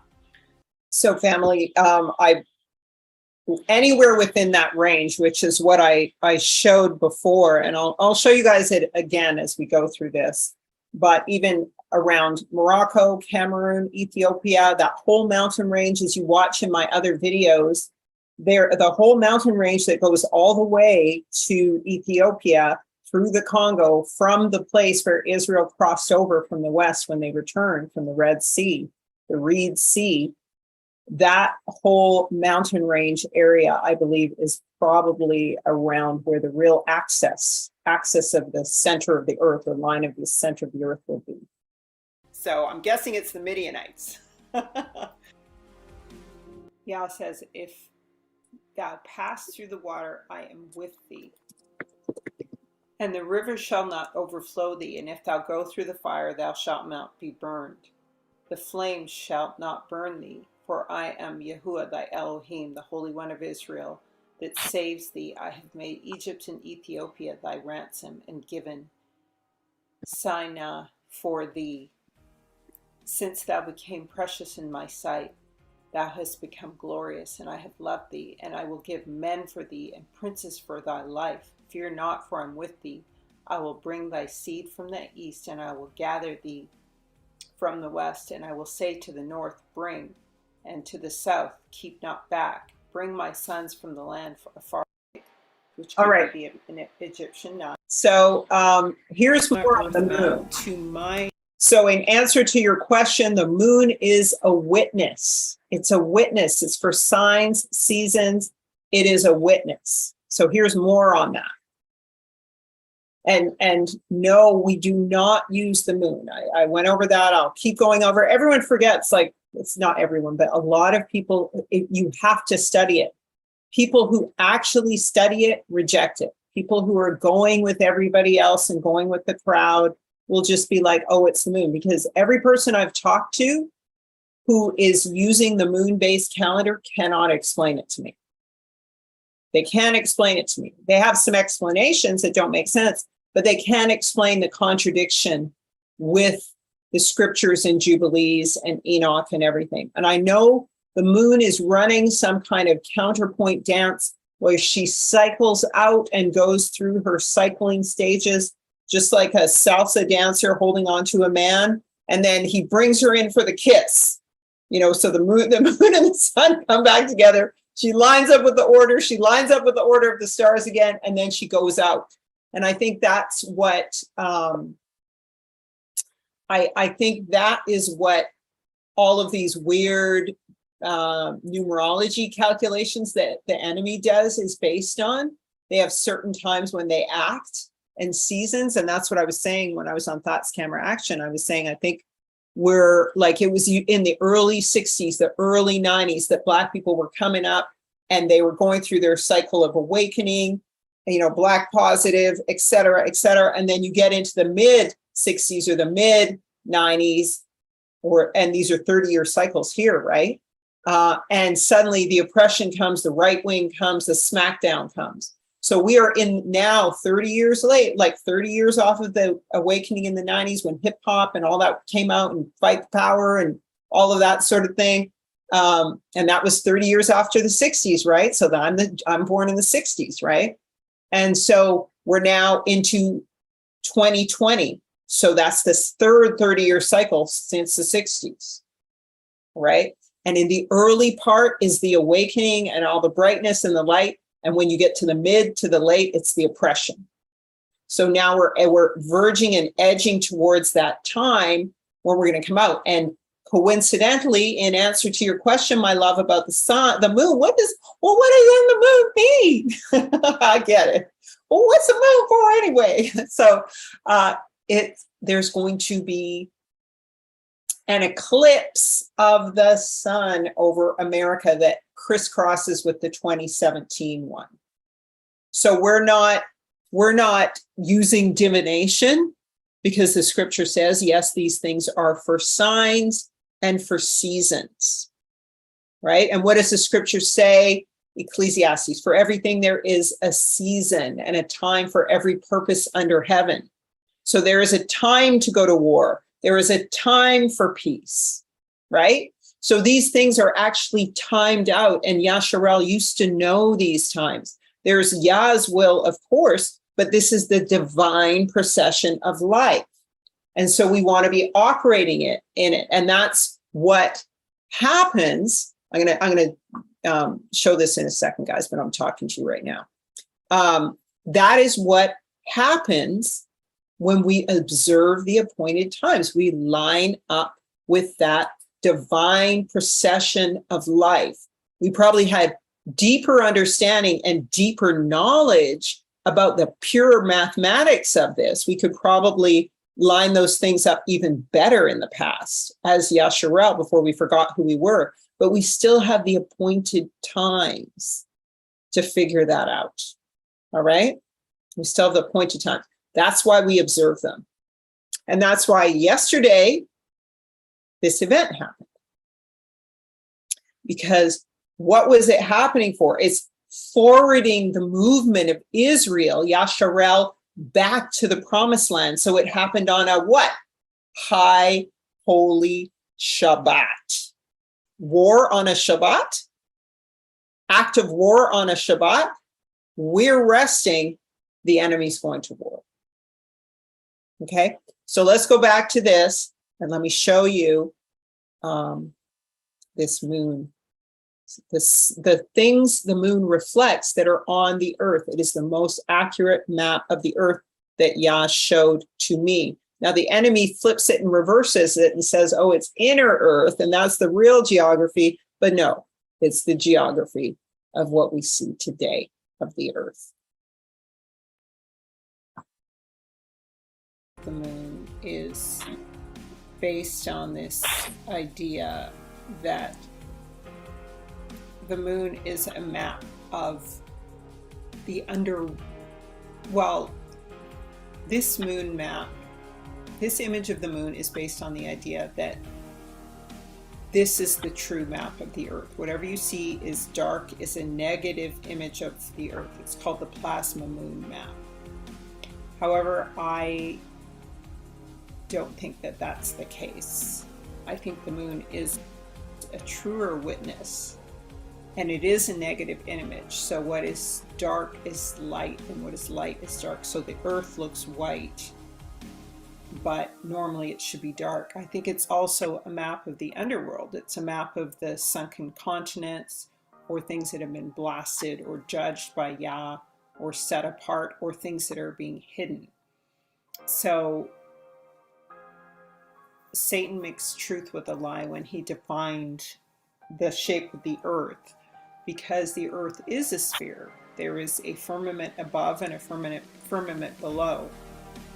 So there are submarines that hit the bottom. They hit the bottom firmament when they go down very deep into the ocean. And of course, the rockets and stuff hit the firmament above, because it was a sphere, like a snow globe, set into a plane in the Earth, and a tree built within that.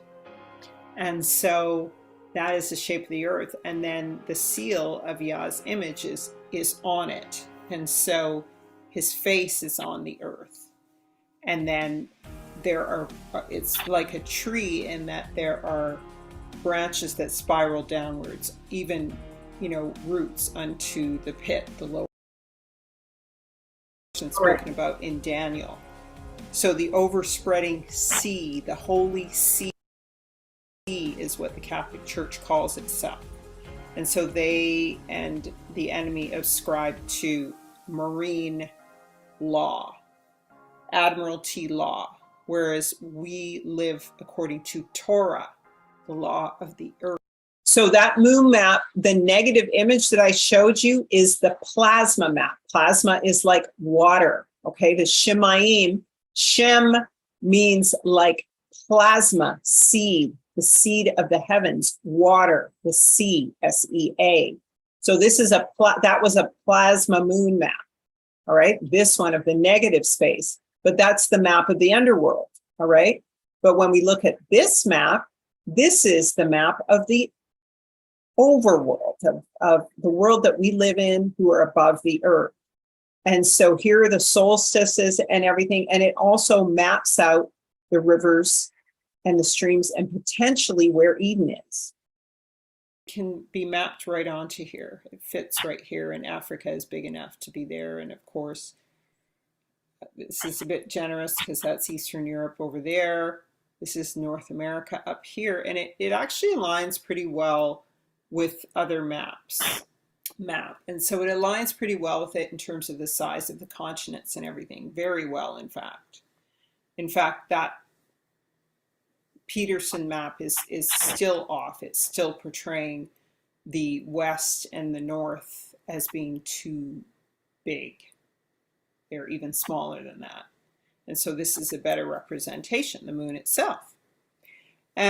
So what we have to do, though, is we have to take a look at this image and we compare it to actual maps of the moon.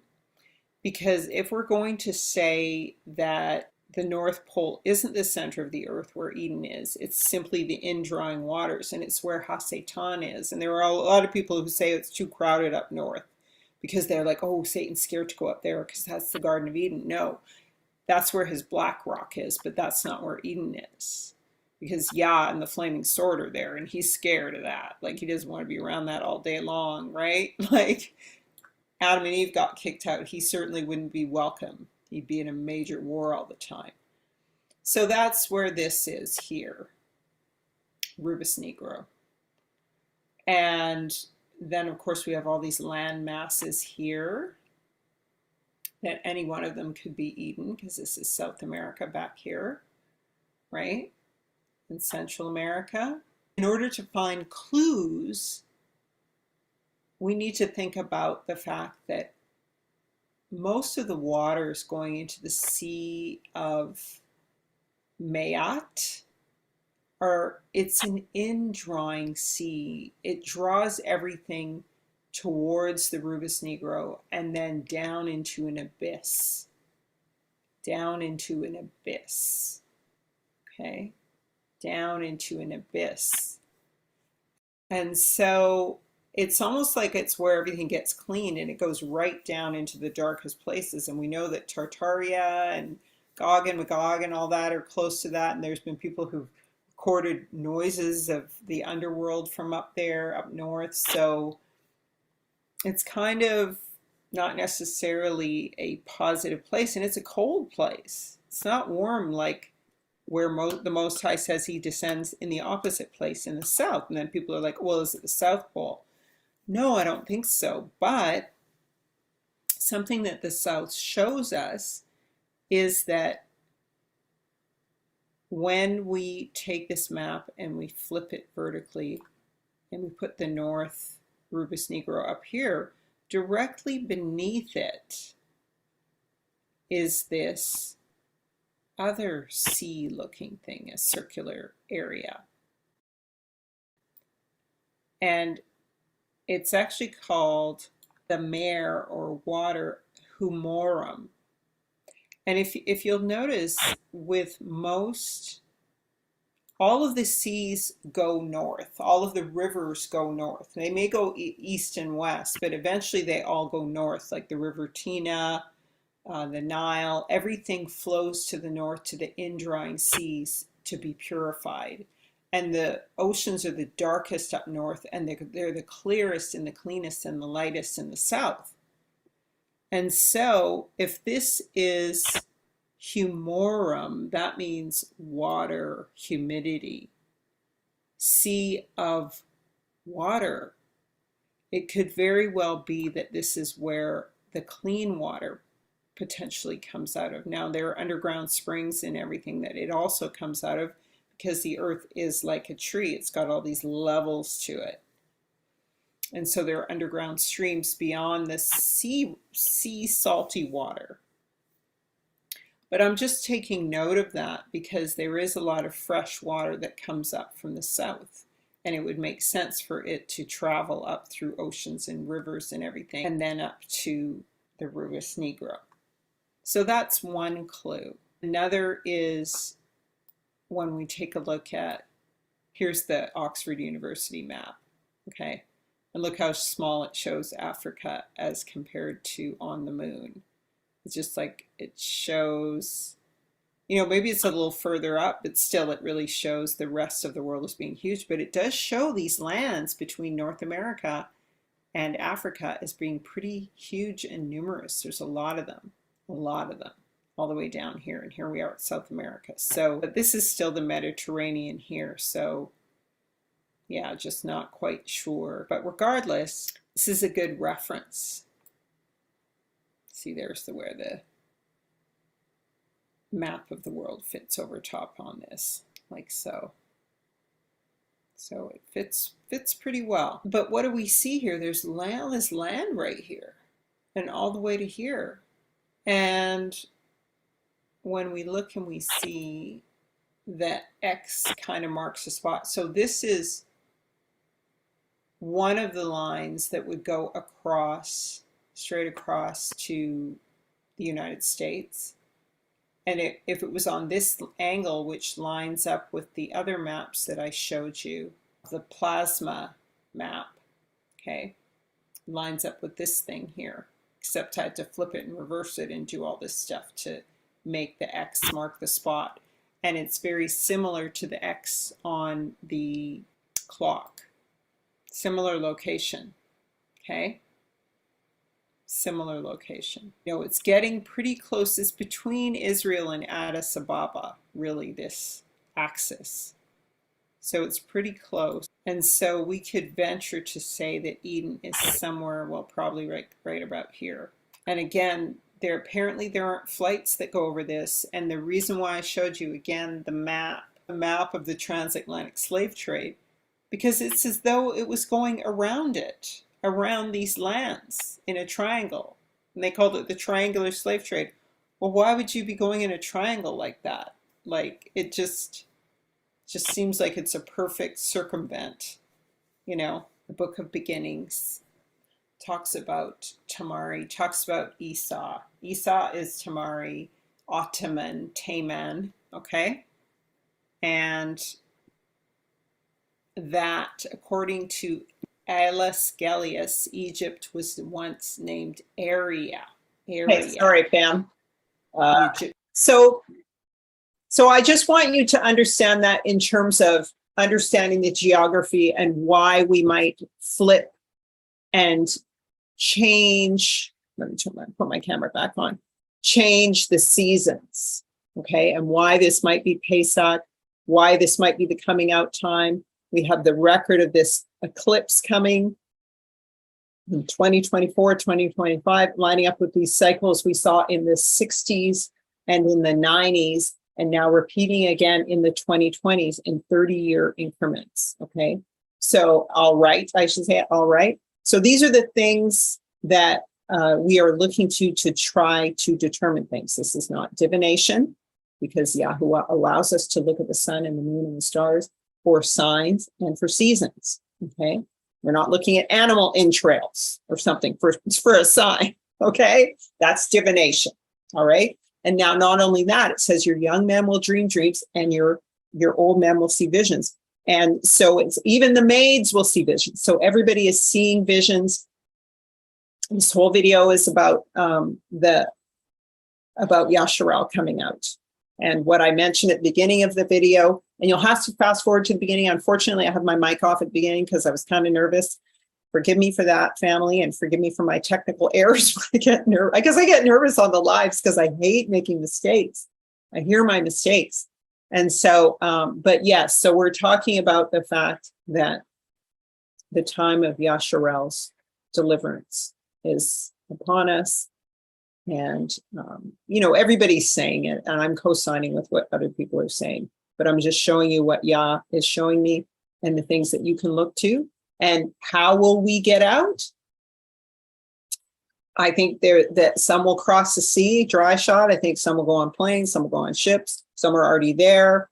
And I think that there's an angel out as well. I think that the angels will take some people as well. I think probably because when we look at Ezra, the book of Ezra, it talks about how all of the plagues, there will be a mixture of plagues in these end times. And I think also that there is a mixture of deliverances. And so that's why, you know, Yah will be using all sorts of means to deliver us. This is my opinion, right? But these signs are definitely here. And I think that turning back to the times of Africa, of the land of Yasharel, will be ruling the times. And this is why this is a potential time for deliverance. And then as well, I told you that in the beginning of the video that I had put these commentaries in this woman's video, and she was basically going to appeal to the queen, and the next day the queen was dead. And I said, you guys have got to think about why you're being judged. You know, stop trying to stop the judgment. And I showed you the indigenous people, Kevin Annett, and how he revealed the persecution of the indigenous people, the Japhethites, I believe they're Japheth, and all that the queen did to them. So all of these things are in this video.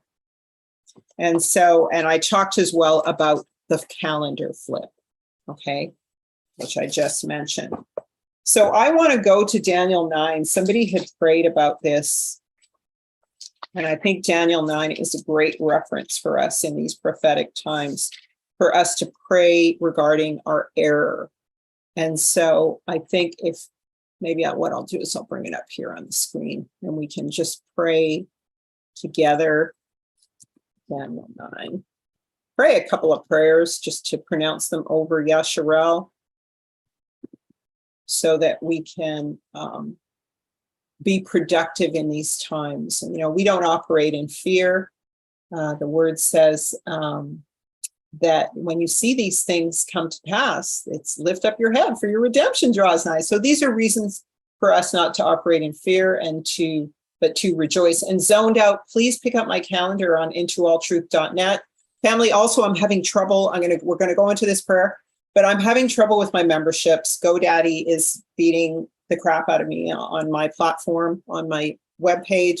So people are struggling with memberships. So if you do get a membership, which I would love for you to get a membership because it helps to support this ministry, and the tithe to Levi is forever. It's until Yahusha comes, basically, and even in those times. So Levi will be living in the cities and living off of what comes from the countries, right? But so I do believe in tithing, and for that reason, and I'm going to probably do a teaching on that, but I like to provide you with learning materials in exchange for, a regular donation, and or you can just purchase the items yourself directly. That's the fastest and easiest way to go, and you can download the calendar immediately. But if you become a member, I will send you a link to the calendar and Chaya Eat Life and Fast, so you can fast and prepare for these times and understand the causes of disease, etc.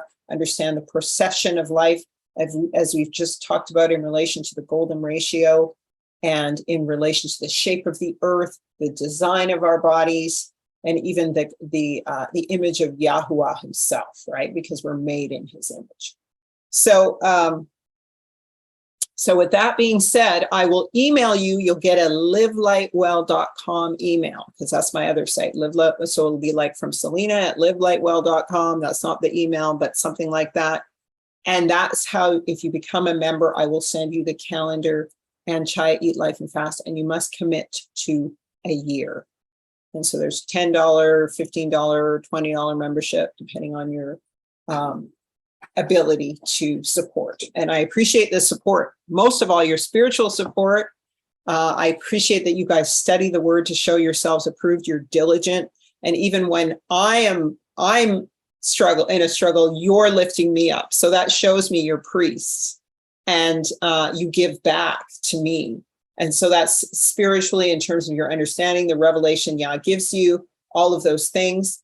But so this is my way of giving back to you beyond the teachings and helping you stay in line with the ways of Yah. So with that being said, let's get on one accord, family. Let's go into Daniel 9, and we're going to pray about the prayer of Daniel. This is quite a long prayer, but it's very effective. Hallelujah. It helps us to bring to mind the error of Yasharel and the error of our own ways in this time of regathering. Hallelujah. And I prayed unto Yahuwah, my Elohim, and made confession and said, O Yahuwah, the great and dreadful Alua, keeping the covenant and mercy to them that love him and to them that keep his commandments. Let me do a screen share, fam. We have sinned and have committed iniquity and have done wickedly and have rebelled, even by departing from thy precepts and from thy judgments. Neither have we hearkened unto thy servants, the prophets. So a prophet can come to you, give you the word, and you reject it, burn it in a fire, which spake in thy name to our kings, our princes, and our fathers, and to the people of all the land. O Yahuwah, righteousness belongeth unto thee, but unto us confusion of faces as to this day, to the men of Yehuda and the inhabitants of Jerusalem, and all Israel that are near and are far off through all the countries, whether thou hast driven them because of their trespass, that they have trespassed against thee. So confusion of face. We don't know who our people are because we're all mixed in with everybody, and we see a face that looks familiar, but maybe it's not really our family, right? O Yahuwah, to us belongeth confusion of face. So not only that, is it the confusion of the images of the others, but our faces are in confusion. But no longer, because we're woke, right? To our kings, to our princes, to our fathers, because we have sinned against thee. To our Elohim, Yahuwah, belong mercies and forgiveness, though we have rebelled against him. Neither have we obeyed the voice of Yahuwah our Eluah to walk in his laws, which he set before us by his servants, the prophets. Yea, all Yasharel has transgressed thy law, even by departing, that they might not obey thy voice. Therefore the curse is poured out upon us, and the oath that is written in the law of Moses, the servant of Yahuwah, because we have sinned against him, and he hath confirmed his words, which he spake against us, and against our judges that judged us, by bringing upon us a great evil. For under, and this is when people say, because you saw mixed in amongst those photos of the persecution of the indigenous Americans, tons of our people, right? For under the whole of heaven hath not been done as hath been done upon Jerusalem.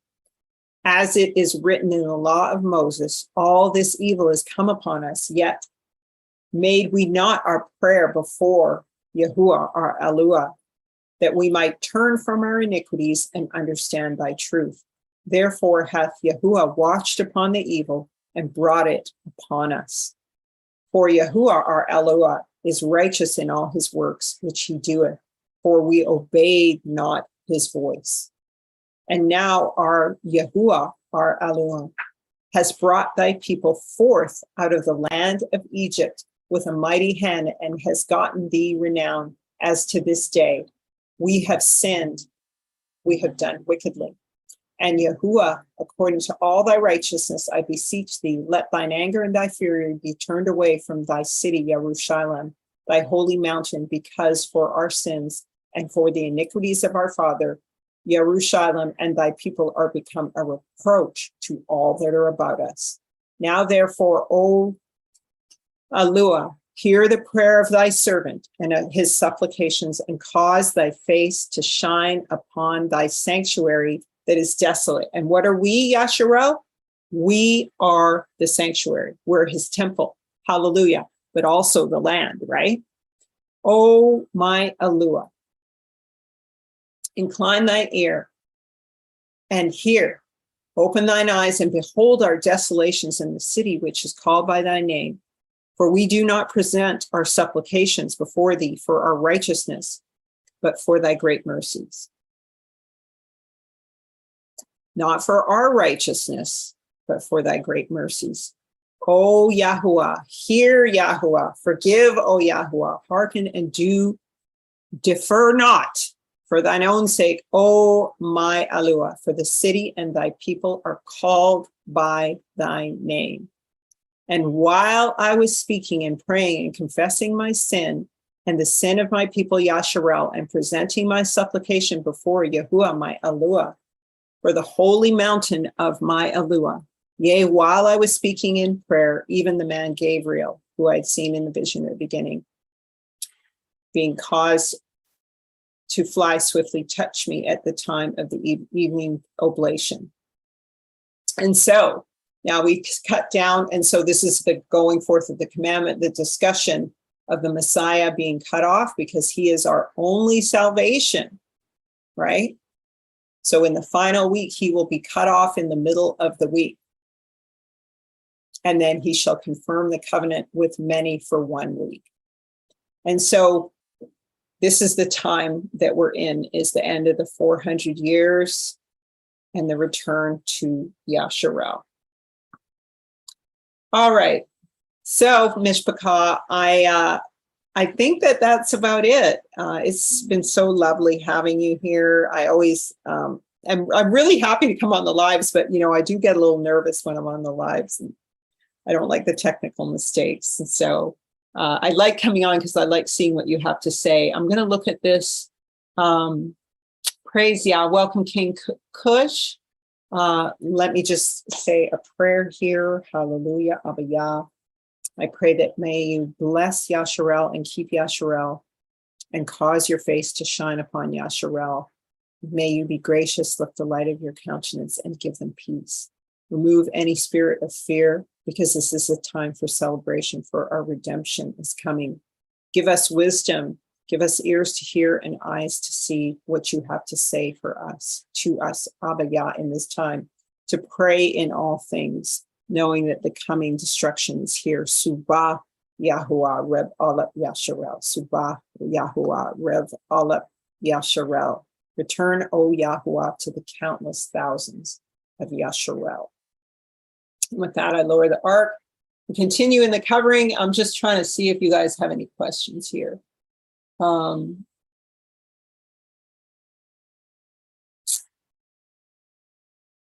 Yeah, I think I pretty well looked at the questions. So I'm going to say shalom, mishpachah. And once again, go ahead and go to my cousin Elsa's site, and you can, there she is. And this is the Bogle family side that she's from. And so you can get, now she is not a Christian. She's not a believer in any of that stuff. She was a Breatharian and a Rastafarian and everything.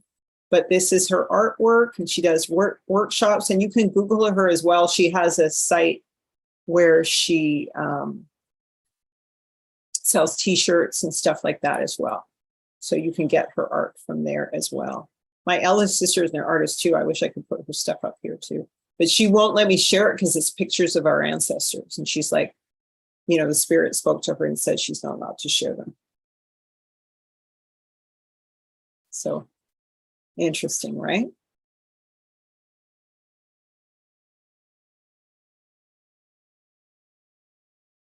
Here's the king with the one shoulder, right? Remember, I've been talking about the one shoulder. Yeah, I gave me that vision of my mom with the one shoulder. And so here's the king leaving, the royalty leaving. She's got a lot of amazing, she has way more than this. So please support her. And this is of the women. The other side of the river.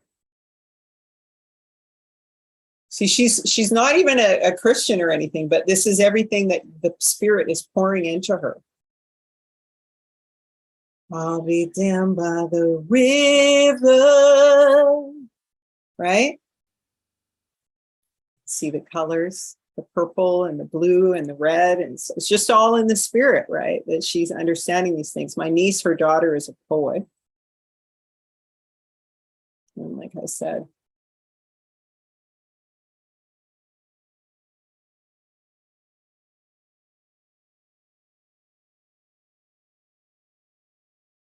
yeah, very interesting. You guys can check this out for your own. All right, so it's nice to see you, family. And yeah, so as I said, redemption is coming. Shalom, family. Thanks so much for watching.